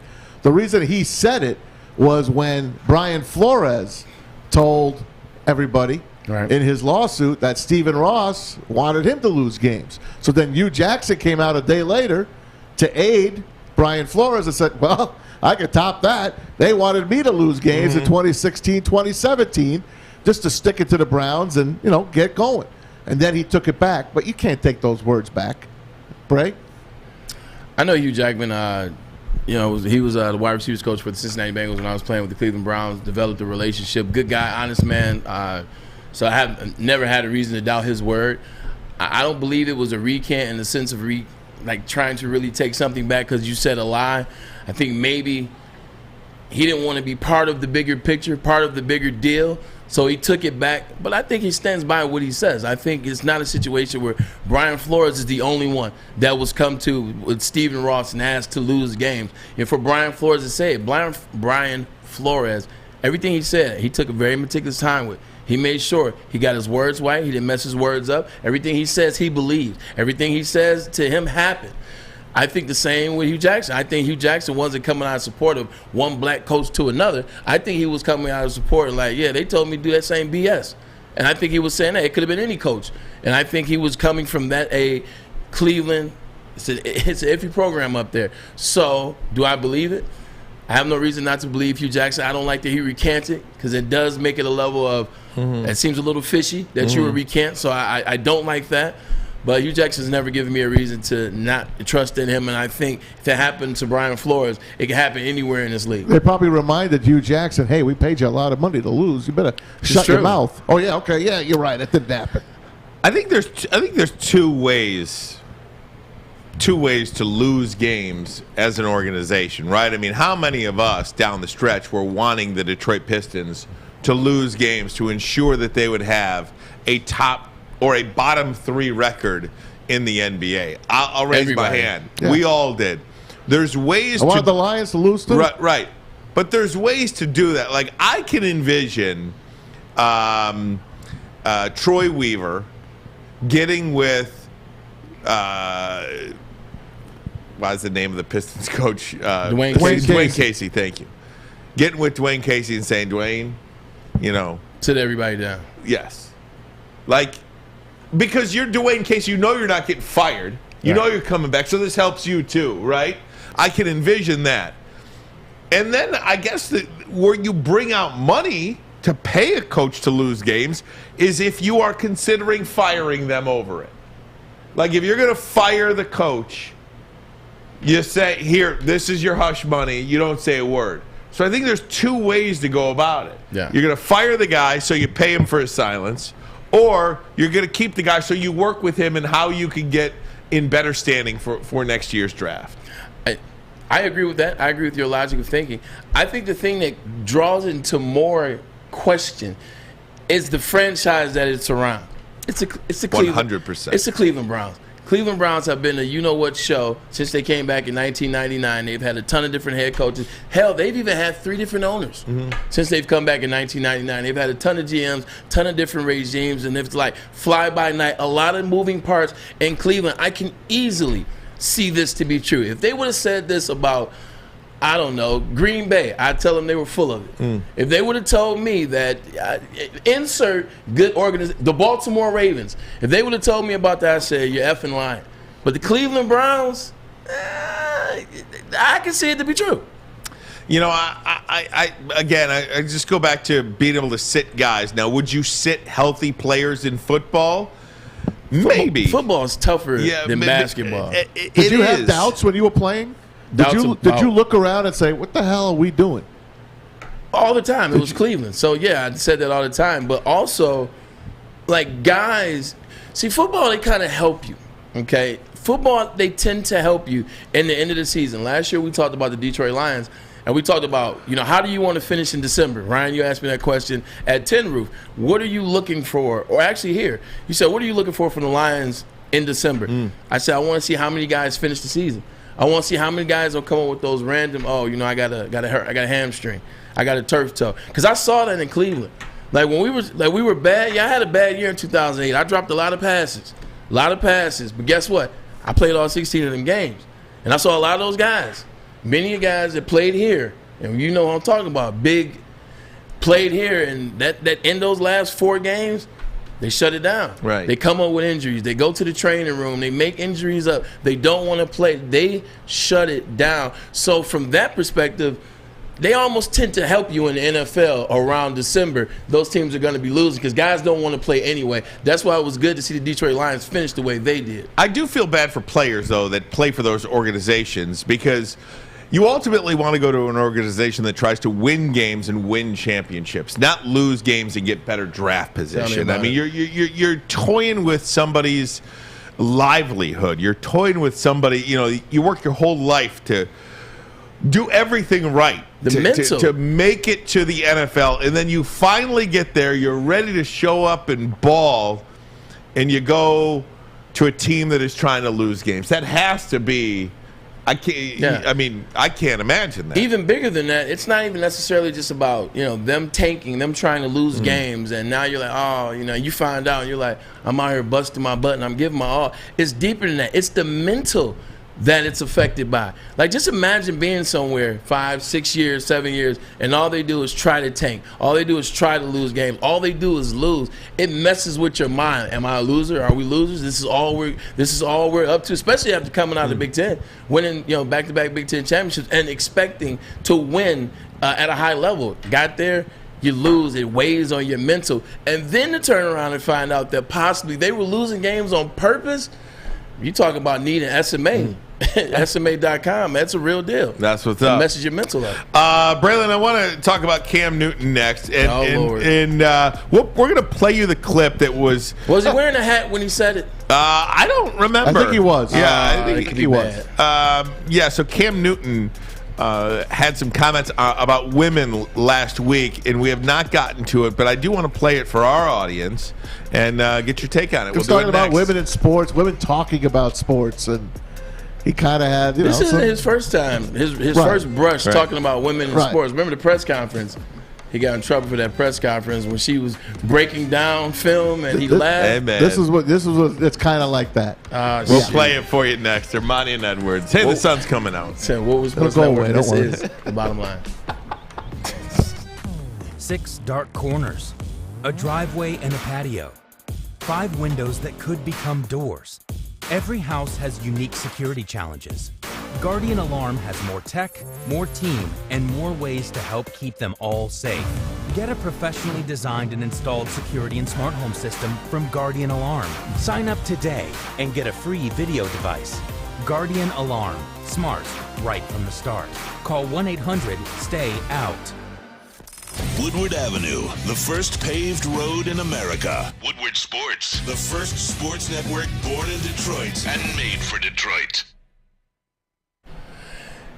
Gypsy Vodka, Gypsy Vodka, Gypsy Vodka. I'm telling you, if you guys have not had a chance to try the new Moscow Mule in a can by Gypsy Vodka, you don't know what you're missing. I need you to get down to a liquor store and try that out. Gypsy Vodka, gluten-free, Michigan's own, Adam and Mike, 50 formulas, and I'm talking about countless taste tests in the streets with the people. How do you like this? What do we need here? They legitimately adapted to everything you said. And on the 50th try, they got it right. Gypsy Vodka is smooth as silk and very adaptable. It goes with grapefruit juice, it goes with pineapple juice, it goes with cranberry juice. You can even use it with Citron. See that right there? Shameless plug. Go down to your liquor store. They ask for Gypsy Vodka by name. And remember, if you're going to drink, please drink responsibly. Please.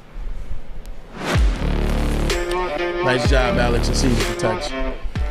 It's a great looking logo too, by the way. It's a great logo. I like the crown. Yeah. I like the crown. King. I know, right? Cam Newton, man. Speaking of Kings, still looking for a team. He is looking for a team. I'm not sure this is going to help him. Probably not. I'm not sure this is gonna, if you're a fringe guy, can we say this? If you're a fringe guy talent-wise, yeah, you know, don't do podcasts. Yeah, pretty much. Podcast. Pretty much. If you're a fringe guy, you probably don't have the ability to be as out there as you'd like. Controversial. You know what happens? And I actually noticed this doing Easy and Spencer's podcast, The Heavyweights. What happens is when you do ESPN, like when Cam Newton's sitting down on ESPN, or he's sitting down with us on The Bottom Line or Woodward Sports, any one of our shows, or you're sitting down on Fox, on Undisputed, like you got your guard up.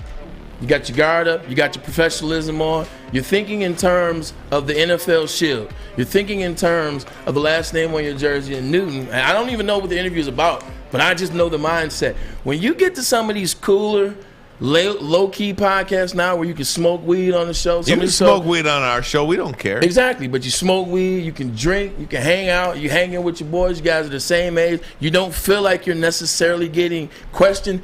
You let that guard down and you start saying things that you go back and look online and be like, damn, they got me too comfortable. You got to watch yourself. Hell, if I liked weed, I'd probably sit here and smoke some weed.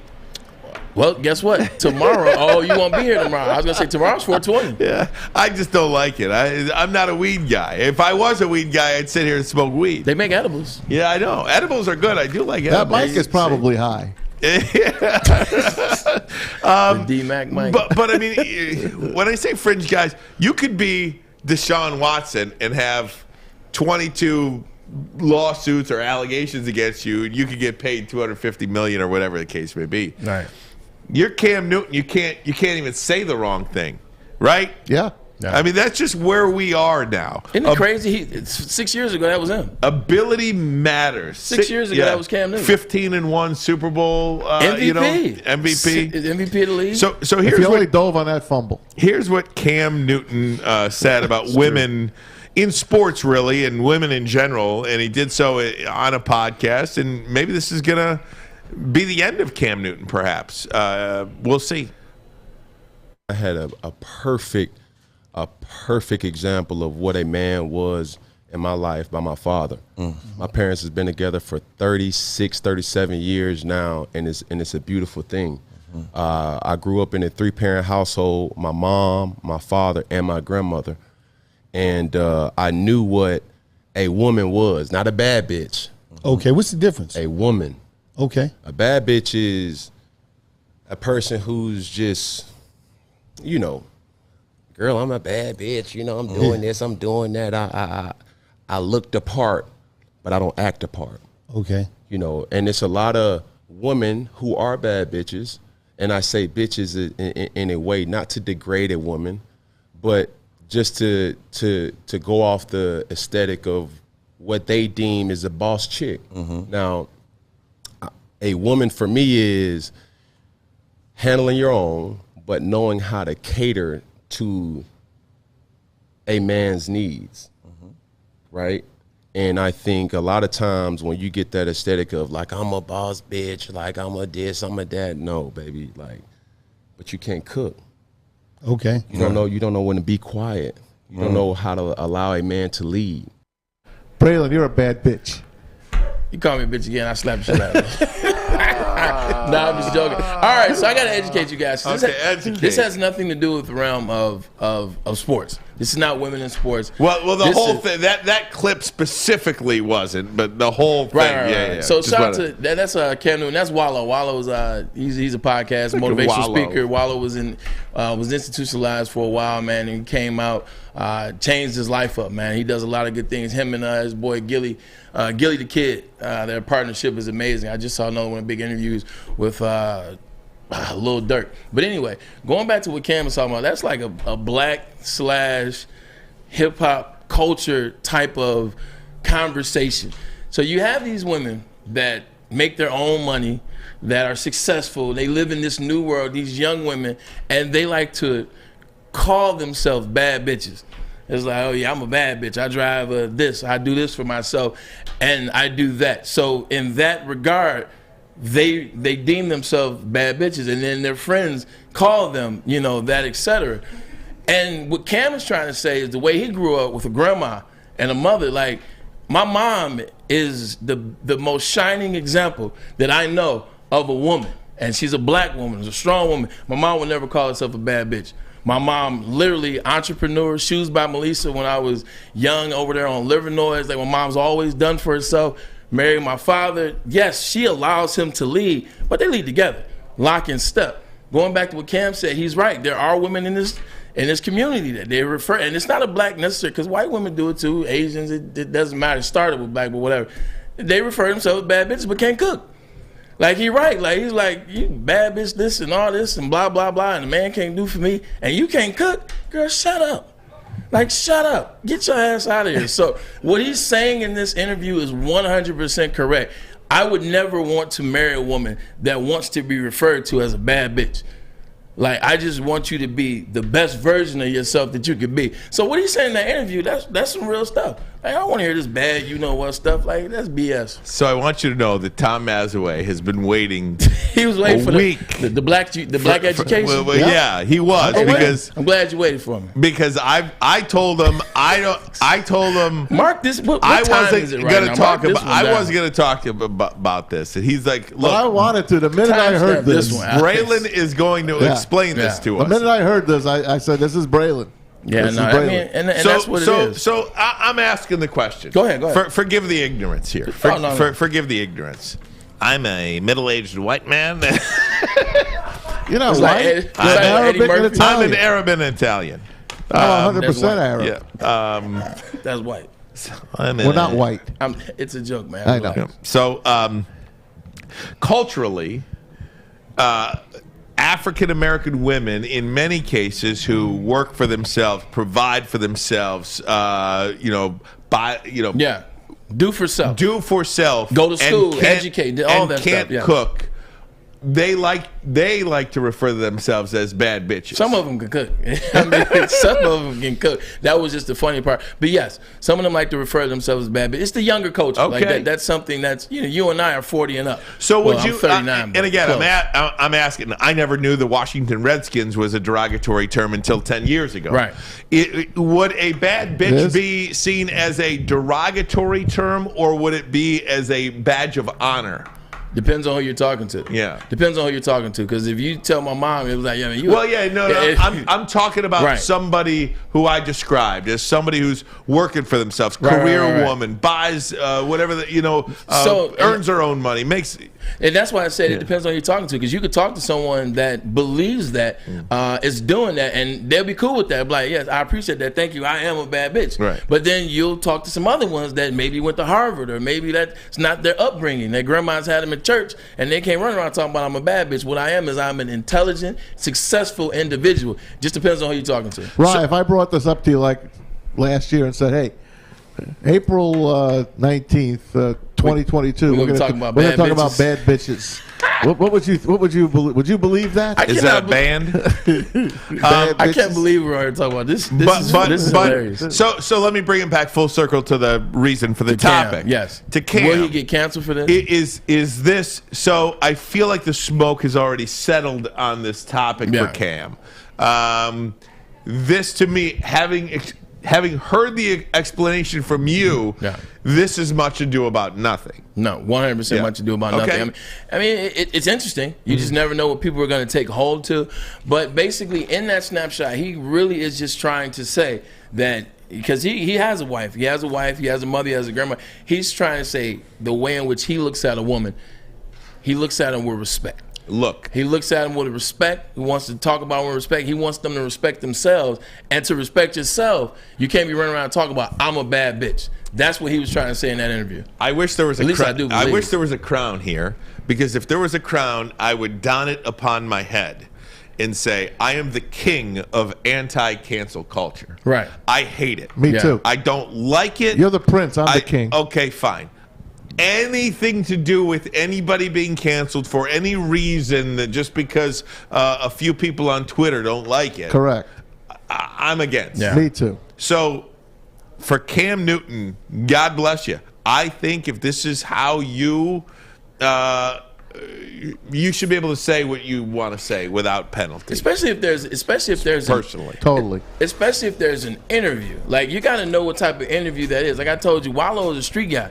Started off in the streets, you know, he went to jail, was doing some like the Gillian Wallow, like, man. Exactly. I know, you know, like the interview, like they're just having a good time and they're talking about some topics that matter. So, you know, he's just shooting the breeze and this topic comes up. It's not like something that he posts out of the air. And it's definitely not like the woman comment that he made when he was talking about at the podium. And he was like, oh, it's just funny listening to a woman talk about sports. And even that comment, I knew what he meant, but you can't say it. Like how it came out, it sounded bad. I knew She was trying to break down. And she actually was doing a good job. And what Cam was saying, just think about how we've grown up, Maz. Like, we've grown up, there were no women around Pal, my little league. There were no women around playing football. There were no women at King High School. There were no women at Gallagher. There were no women in Michigan. There were no women in the NFL. So for Cam, it's the same way growing up. So in football terms. Exactly, in football terms. So for a woman to break it down like that, like she broke his whole game down in that segment. And he was like impressed, but the way he said it, it came off terrible. Guys, I want to get back to the NFL draft next. I mentioned Garrett Wilson. I'm high on him. Dan Orlovsky is too. You'll hear who Dan Orlovsky compares Garrett Wilson to, who is currently in the NFL. You're going to love this comparison, and maybe have you rethinking the number 2 pick. That's your number overall. 1 pick, baby. That is. Ermanni, well, the number 1 is Malik. Well, you know what I mean. Yeah. We're not allowed to say him anymore. Woodward Sports Network, home of the bad bitches. I'm joking. The bottom line. That's what our new name should be. The bad bitches. It took exploring 50 different formulas and hosting countless taste tests, but we believe Gypsy Vodka is the smoothest vodka on the market. Don't believe us? Ask the owners. We're Mike and Adam Kazanowski with High Five Spirits Distillery. We're in close to about 1,200 locations throughout Michigan. We wanted to create a brand that was geared more towards freedom, love, adventure, and at the end of the day, we really wanted to tell a story that inspired other people to take risk, follow their dreams, whatever that might be. The official sticker partner of Woodward Sports. When it comes to stickers and signage, think Sticker Genius. We support this local Detroit business, and we are excited to show you our latest project, the Planet Fitness Studio from Sticker Genius. If you need custom stickers, wall graphics, window graphics, and plenty more, reach out to our friends at Sticker Genius. We at Woodward Sports couldn't be any happier with the service they provided us. They were quick, easy to deal with, and super professional. Head to stickergenius.com today. Hey, gang! I want to tell you about Lady Jane's Haircuts for Men. How would you like to win $100,000? Yep, you heard me correctly. $100,000. Just get to a Lady Jane's today, get a precision haircut, and register for your chance to be 6 figures richer. Open 10 a.m. to 8 p.m., 7 days a week. All you got to do, walk in, sign in, sit down. Before you know it, you are handsome and clean. Ooh-wee! Ooh-wee! Get to Lady Jane's, over 100 locations nationwide. Get a precision haircut. Register to win $100K. Yeah. Lady Jane's, it's wicked awesome. Wicked.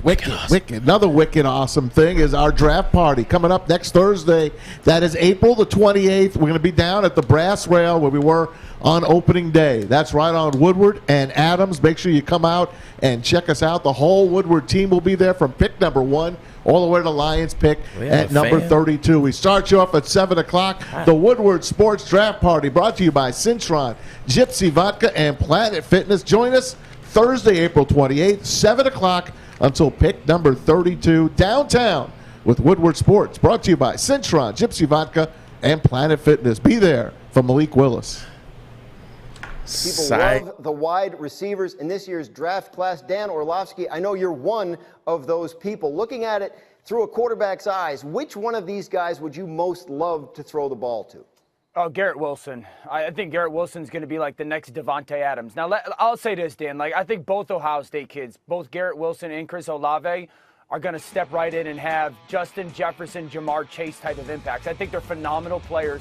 But Garrett Wilson, you know, the suddenness at the line of scrimmage, the violence at the line of scrimmage, the body control that he has, the gliding through the air. You see some of these catches that we're playing on these highlights. it's everything with his hands. Like, watch how far his hands are away from his body when he's making some of these contested catches. Usually with those contested catches, receivers, you see him go up and try to body the ball. He's going out extended away from his body. I think that's my favorite part of his game. I think Olave is a fast version of Keenan Allen. I think he's the best separator in this class at the top of routes. Suddenness, the way he drops his hips. But his speed is just spectacular. And I think he's got such nuance. Both of these kids were coached by the best wide receiver coach in college football, and Brian Hartline at Ohio State. So they both know route running really well. I think this class is absolutely spectacular. And I'd say this, man.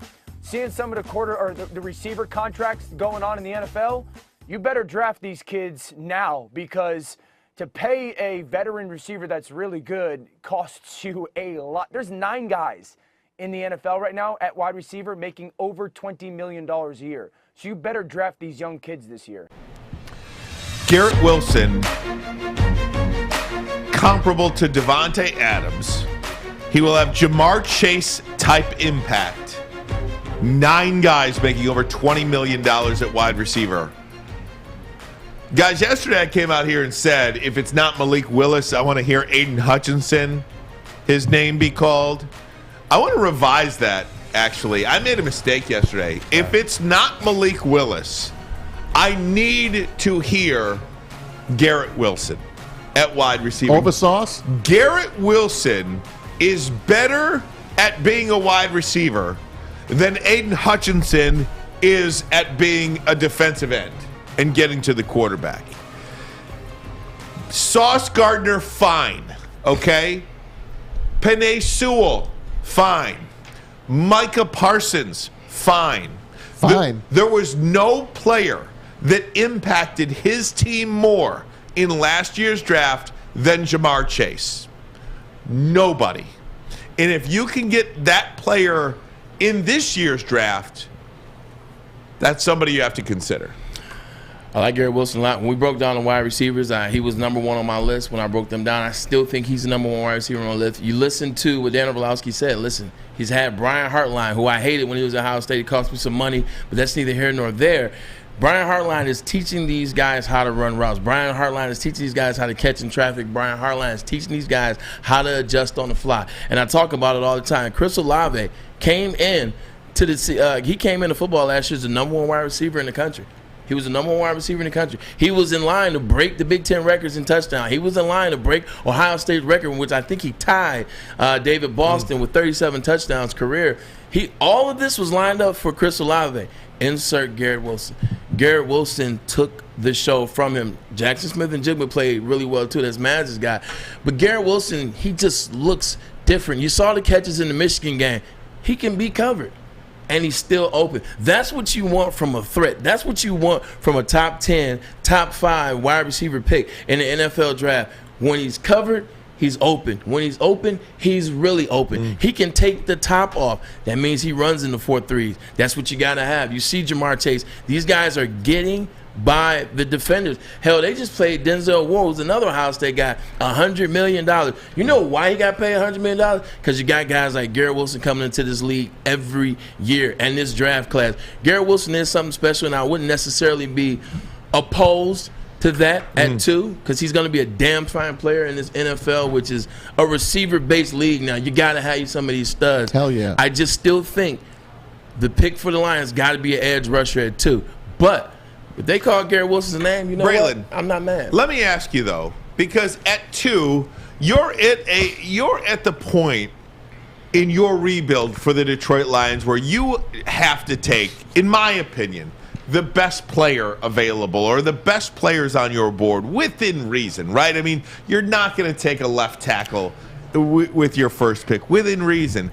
If you have Garrett Wilson graded here. Yes. If you have Sauce Gardner graded here, and you have Aiden Hutchinson graded here, why would you take that lesser player just because he plays in a position of need? I'm not taking Aiden Hutchinson, so maybe let's start there. I don't have Aiden Hutchinson as my guy. Thibodeau. I still got Thibodeau. Thibodeau is still a 91% grade out defensive end, a rush end. I'm telling you.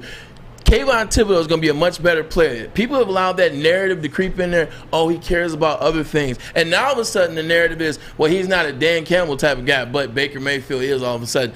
I'm trying to tell you that Kayvon Thibodeau is the pick for the Detroit Lions. With that being said, he's a guy that's going to get to the quarterback. He's going to get you 14 to 15 sacks a year. That is going to help. You look at any team that has success, I'll point to you on the left end, and I'll tell you who that guy was. Hell, even Cincinnati. Cincinnati had a guy with 16 sacks last year, and they paid him handsomely. You got to have those guys. His name eludes right now, number 94. That's why I didn't mention it. So that's why I want to rush in so bad, because he can impact right now. That defense was not good last year. It wasn't. You can talk about the 1917 Ravens and 1917 Minnesota. I understand that. As a whole, that defense was not good. That's why I want to rush in so bad. But to Garrett Wilson, if they call Garrett Wilson's name, I'm not going to sneeze. I'm not either. He's a hell of a player. I'm not either. He's a hell of a player. There's a few players. I'm going to be happy no matter who they take. Can I be honest with you? Yeah. That's a fact. Because if they take Thibodeau, if they take Hutchinson, if they take Sauce Gardner, if they take Malik Willis, Garrett Wilson, Chris Olave, it's going to improve the team. That player is going to improve this team. You and I have been politicking for Malik Willis because we're dreaming that he's going to be the next it guy. He's going to be. And that's what we want. We want Lamar Jackson running our offense. Russell Wilson. Lamar Jackson almost won 2 Heisman trophies. Yeah. So don't let that pick 32 fool you. That was the NFL's idiot. Yeah. That was them being idiots. Yes. That joker they wanted to be a receiver. He had tape on top of tape on top of tape about him being an NFL quarterback, and he should have won 2 Heisman But his trophies. numbers weren't great. He had 4,000 yards and 1,700 rushing 2 years in a row. Oh, he did? My bad. He was 3,900, 1,600. Then he was 4,200 and 1,400. Oh, man, this is so fun. What the hell's the difference? What do we know? I'm so sick of None talking of us know, to be honest. mock drafts. I don't even want the word mock anymore in my life. I'm just happy we're at least starting to get into the same fluidity of just wanting the best player available. And like having a couple names. Like we got about 7 names on that list, and I think that we're starting to get to the point where one of those names is going to go. You want to have some fun? Please. Barstool Motor City Liberty put out the 25 most hated sports people in Detroit. This is a fun list. I want to show it to you next. Ermanni and Edwards. I got some reservations about that list, and I wrote them down. This is Woodward Sports Network. The bottom. Very good. Hi, my diamonds. It's Crystal with an X. You want to get hot and perfect like me? Here's my super easy routine. Drink at least a gallon of water before you wake up. Attach a weight to everything in your house. Sell your car and just sprint everywhere. Scream when you exhale. Don't follow Crystal with an X. Do your own thing at Planet Fitness with tons of equipment and free fitness training in our clean and spacious clubs. Join now for just $10 a month and cancel anytime. You have an opinion? Make sure it's seen and heard. Corner, jumper. Tweet us, hop on the YouTube chat, slide in the DMS at Woodward Sports on all social media.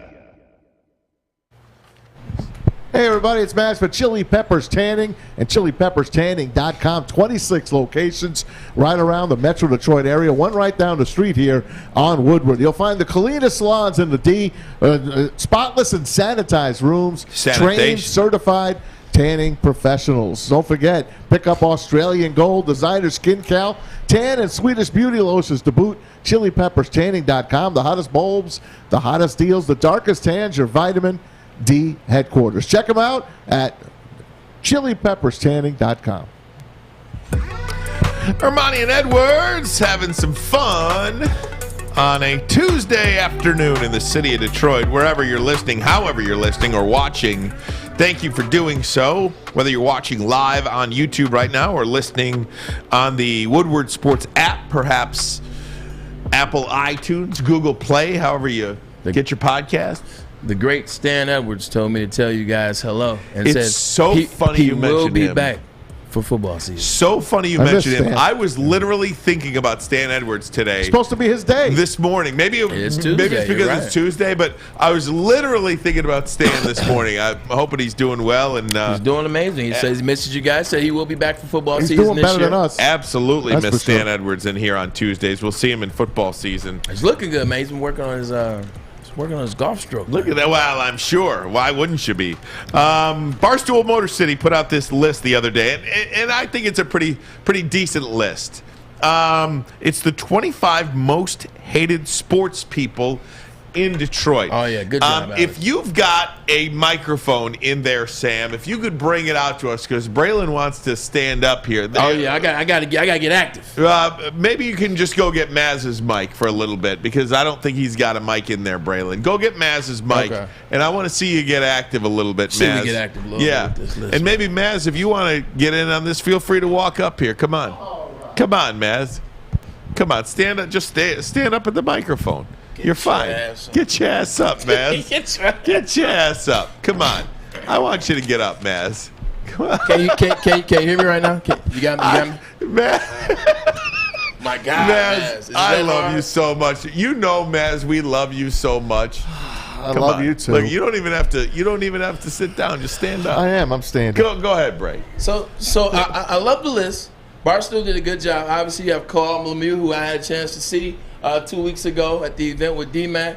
Aaron Rodgers, I mean, if you keep getting your ass kicked by the same guy, I guess he has to go up there. Sidney Crosby, obviously Game 6, 2008 or 2009, that one hurt. We get all this. I got to shake it up, though. And this is what I mean by shaking it up. So the first one, the Ford family is there, okay? They're the reason for a lot of pain in this city. I'm going to go ahead and I'm going to take the Ford family. I'm going to put them at number one. Yep. All right. I'm going to put the Ford family at number one. Right. There's no reason the Ford family should be number 8. You're right. They should be number 1, okay? Also, Matt Millen, where you at, buddy? 10. Right here. 0-16 under this guy. We're going to go ahead and slide him up somewhere in 4. I put him 2. Claude Lemieux, people, they wanted to kill him for real. Yeah, that's so true. You got to put Matt Millen. But he turned out good. 0-16. Yeah, I love him now, but the list stays. Matt Millen, 0-16, got to have him around the 4-3 spot. 4-3 spot right there. What we got? Oh, buddy, I don't know how these two are separate. 7 and 15 are a package. Stick them together. Deal. Yes. Quinn, Trisha, come on down. Number 2. We're going to put them in the 3 spot. No, 2. Okay, we're going to put them in the 2 spot 2. according to Matt. Now 2. they have to move. Now I got some people that shouldn't be on the list. You ready for this? I got 3 people that should not be on that list. Person 1. Ron Artest should not go on this No, list. he should not. No, you know why? Because John Green should go on this list. If John Green doesn't throw the cup of beer, doesn't hit Ron Artest, he doesn't go into the audience. Take Ron Artest off this list. Number 2, where is he at? Big shot Bob Orr. If Rasheed Wallace don't leave your man open. Defense, hand down, man down. He bust our ass in regulation and overtime. He doesn't need to be on the list because it ain't his fault. I know, he but just playing basketball. But we're still That's pissed Rasheed at Wallace's him. fault. We're still pissed at him. Okay, and another one. Where's 13 at?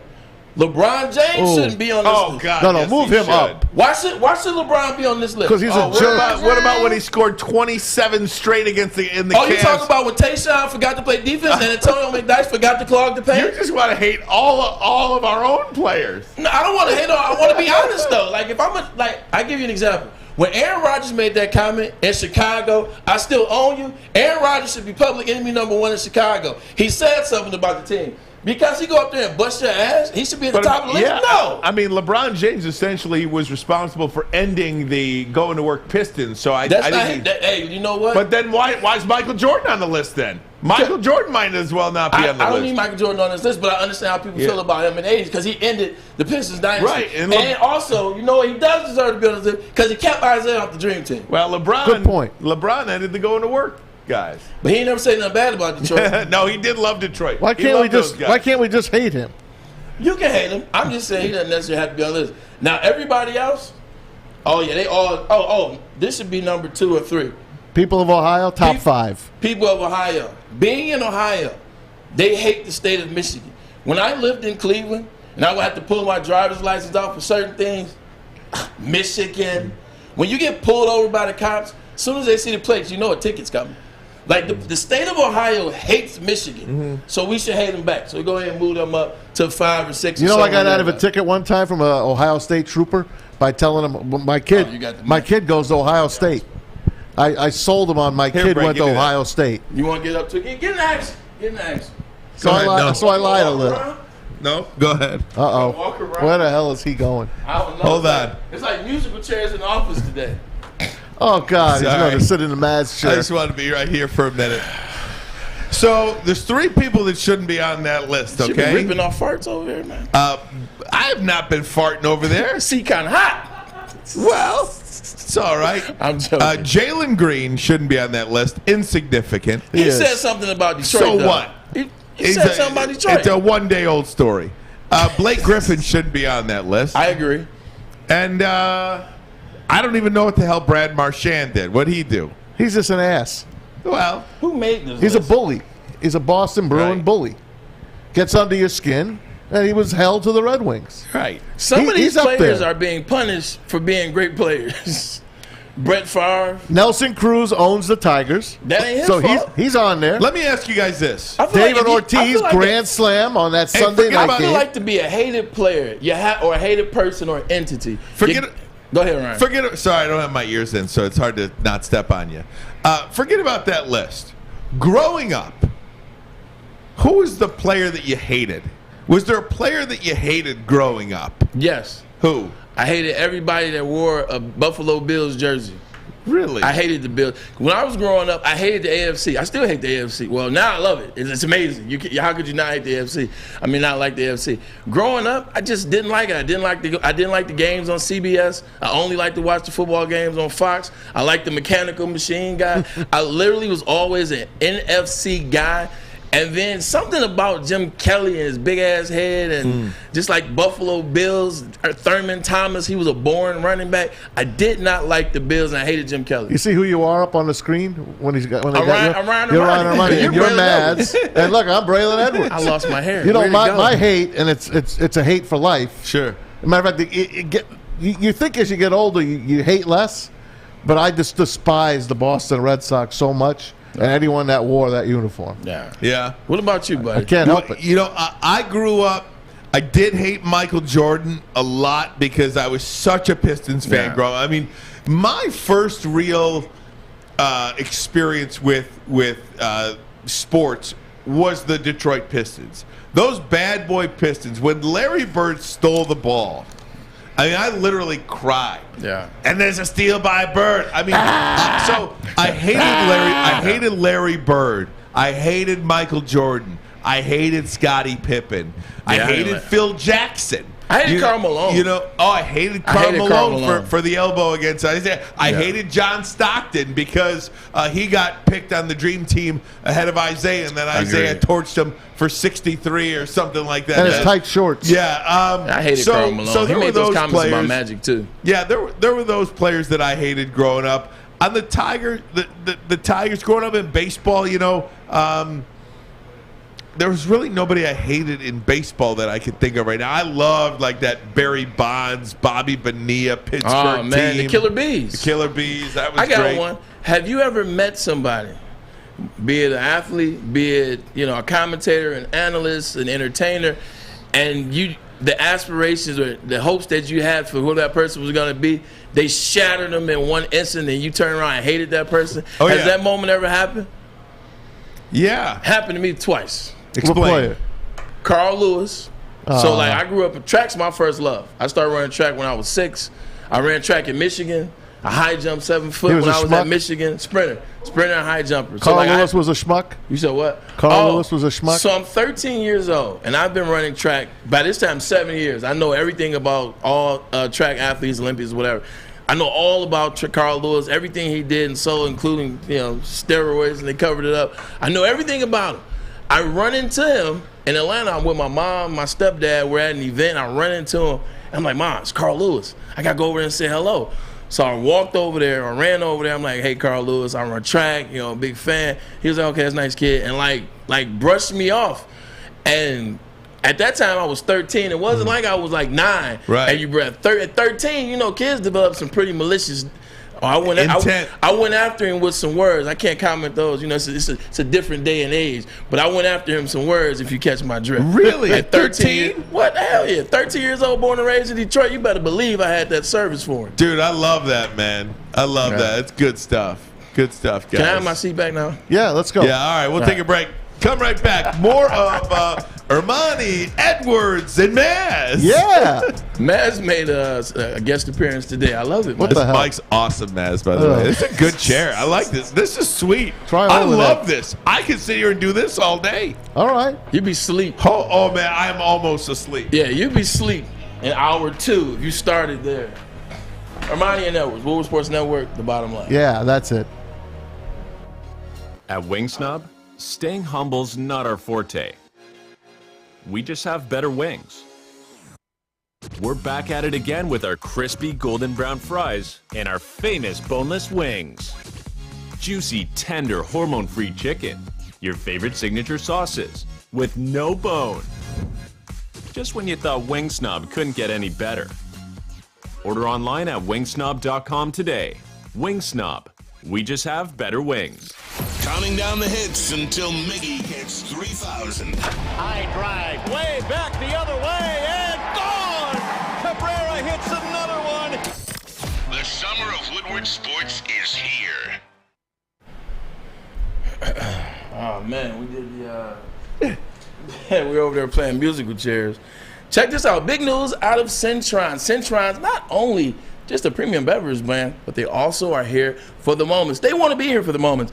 Centron is now available select Kroger stores. We will let you know. Actually, visit the store located on CentronWorld.com to find where to buy Centron at your local Kroger. Currently have a 2 for $4 special. If you're wondering why this is such big news, because you can only get Centron at LCA or here at Birmingham Rolls. But now, they're doing a test run at Kroger. That's right. Jump on Centron. This is a great product. I love it. We all love it. It's right here every day. That's not here. We steal those. They have to replace them because we drink them. Yeah. But check that out. Go to these Krogers or go to CentronWorld.com so you can find out where these Krogers are that will be serving you this delicious product. Use it, live it, drink it with Centron. And when you're done with Centron, head on over to Big Boy. That's right, Seafood Festival. It's back at Big Boy, including the Friday night seafood buffet. Goes till April the 24th. Catch it while you can. Fish and chips, fish fry, popcorn shrimp, the pike perch, and the new fish sandwich. All available at participating locations at Big Boy. Get to Big Boy. The YouTube chat wants to know who the other person was. Yeah, that's where I was going to go next, too. You said Carl Lewis. You said 2.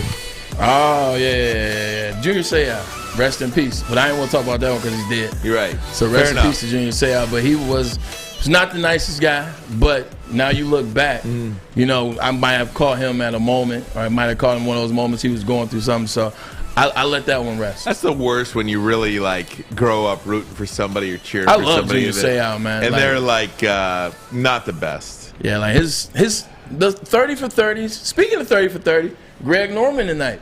That was my favorite golfer. Greg Norman. That's a 30 for 30? It's tonight, 8:30. The Shark. That's the name of it. They're doing a Red Wings one, too. Red Wings Avs, right? Well, yeah, D-Max in it. Yeah, so I used to love Greg Norman as a kid, man, because he had the Shark logo. He used to wear the hat, and, you know, he dropped that turd in 96, and Tiger won in 97. The rest is history. That was it? And he's got a lot of money. Oh, man, you see that house he sold? He hit a jackpot, man. Jackpot. The money in golf isn't winning the purses. It's designing the courses. That's where they make all their money. Jack Nicklaus, Greg Norman, the list goes on. They design courses for Bermuda, in the Caribbean, in Florida. That's where they get paid. And he was with my old favorite girl, Chrissy Everett, man. Oh, yeah. Oh, yeah.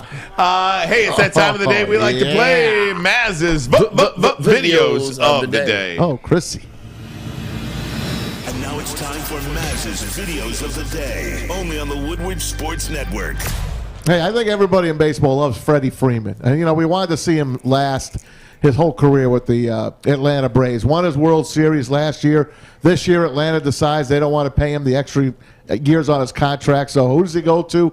The stinking Dodgers. So he hasn't hit a home run yet.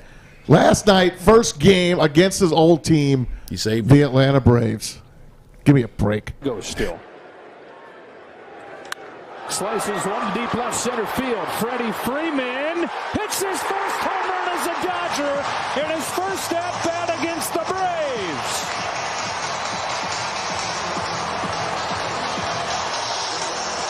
Yeah, that's great. I love it. I love it in the middle of nowhere. I know. It's like Wally World. It is. Yeah. You drive in, it's like Wally World. You ever have a Dodger dog? Oh, yeah. Heck Several. yeah. Heck yeah. It's hot, man. Like when you go to a Dodger game in like June, man, LA is a hot sun because there's no clouds, man. Like it was like literally the bottom of the fifth, and I'm like, hey, man, how many innings is this game? Let me give you a side note on Dodger Stadium. The color of the seats, from the top of the seats, the top row, all the way to the bottom, they're shaded as a beach. Really? Pretty cool, huh? I did not know that. So next time you watch a Dodger game, take a look at the seats. They change from the blue to the brown to the dark brown to the light brown in the sunshine. Wow, look Isn't at that that. something? That is something. It's I shaped like the stuff like beach. that. That's Dodger Stadium. Very good. By the way, the Dodgers, of course, moved from New York City. They were the Brooklyn Dodgers. They took the Jackie Giants Robinson. with them. They moved to San Francisco so they could hang out and hang together. They got that land for nothing. They got the O'Malley family got that land, Chavez Ravine, for nothing. They literally flew Walter O'Malley in L.A. and said, they were in a plane. They're like, pick out something that you want. He's like, oh, I like that. Okay. That's Why what is that last just to name? get him out of New York. O'Malley. Oh, it's like the Aristocats. Disney. Thomas There you go. O'Malley. There you go. There you go. All right, let's move on. Alex says this is a fake video, but I thought it was pretty cool. This is a litter bug put in his place by a guy. I dug this one. What is this? It's a litter bug. Watch. The guy's just throwing stuff out his car window into this guy is cleaning it up. Now, here comes another guy. Looks like West Bloomfield. Yeah, but he throws it back in the car. The guy wants to get out, and the other guy just says, stay the hell in there. He threw all the garbage right back in his car. It's a fake video? No, Alex didn't like it. He thinks it's fake. That definitely isn't fake. You think it's fake? It don't look fake to me. No, I said it definitely is not fake. I don't think that's fake either. Staged? Staged? It don't look staged to me. Staged. Who does that? I'll tell you why. You got to work in microphone. Give me on the mic, Sam. You said who? You said who sits there in their car and just throws? I'll out tell you. A lot of garbage out people. the Listen to window? me. Just because you don't do it doesn't mean people It do it. There's a happened lot to of me. litter Better bugs. yet, who throws Alex, the would garbage you out the shut up and Oh listen my. a minute? I pulled up at a Chipotle with my daughter. I don't go to Chipotle. My daughter wanted to go. I'm sitting there in Roseville on Gratiot, and I see a guy dumping his food out the window, his garbage. Literally, I was... so I go out of my car, and I pick this garbage up. Now, I'm not going to throw it back at him because I would have gotten my ass kicked. There was two of them in there. So I just took it, I looked at him, and I threw the garbage out. But that burned my ass. So when I saw that, I was like, I wish I was that guy.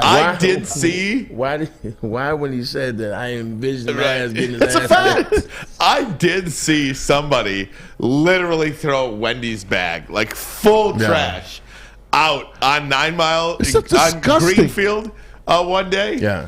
And I thought I was like on candid camera, like it was like a "what would you do" kind of scenario. Like it was just me and this guy, and he's just throws it out, What and an I'm like, a-hole. "Holy cow, should I get out?" And I was like, "No, screw it." I don't see how Alex can say who does that when we watch these videos all the time of people just not caring anymore. Just being look at asked our roads and our from streets. the fights, like the stuff that you see at the stadium to the things you see on airplanes. Bunch of people losers. don't give a you know what. Can I just say something? Like, look at the details of the video. I'm gonna play it back. Look, it looks like someone just took a piece of construction paper and then ripped it up and said, "Okay, here you go. Take each individual piece and throw it out the window." This is fake, guys. I'm sorry.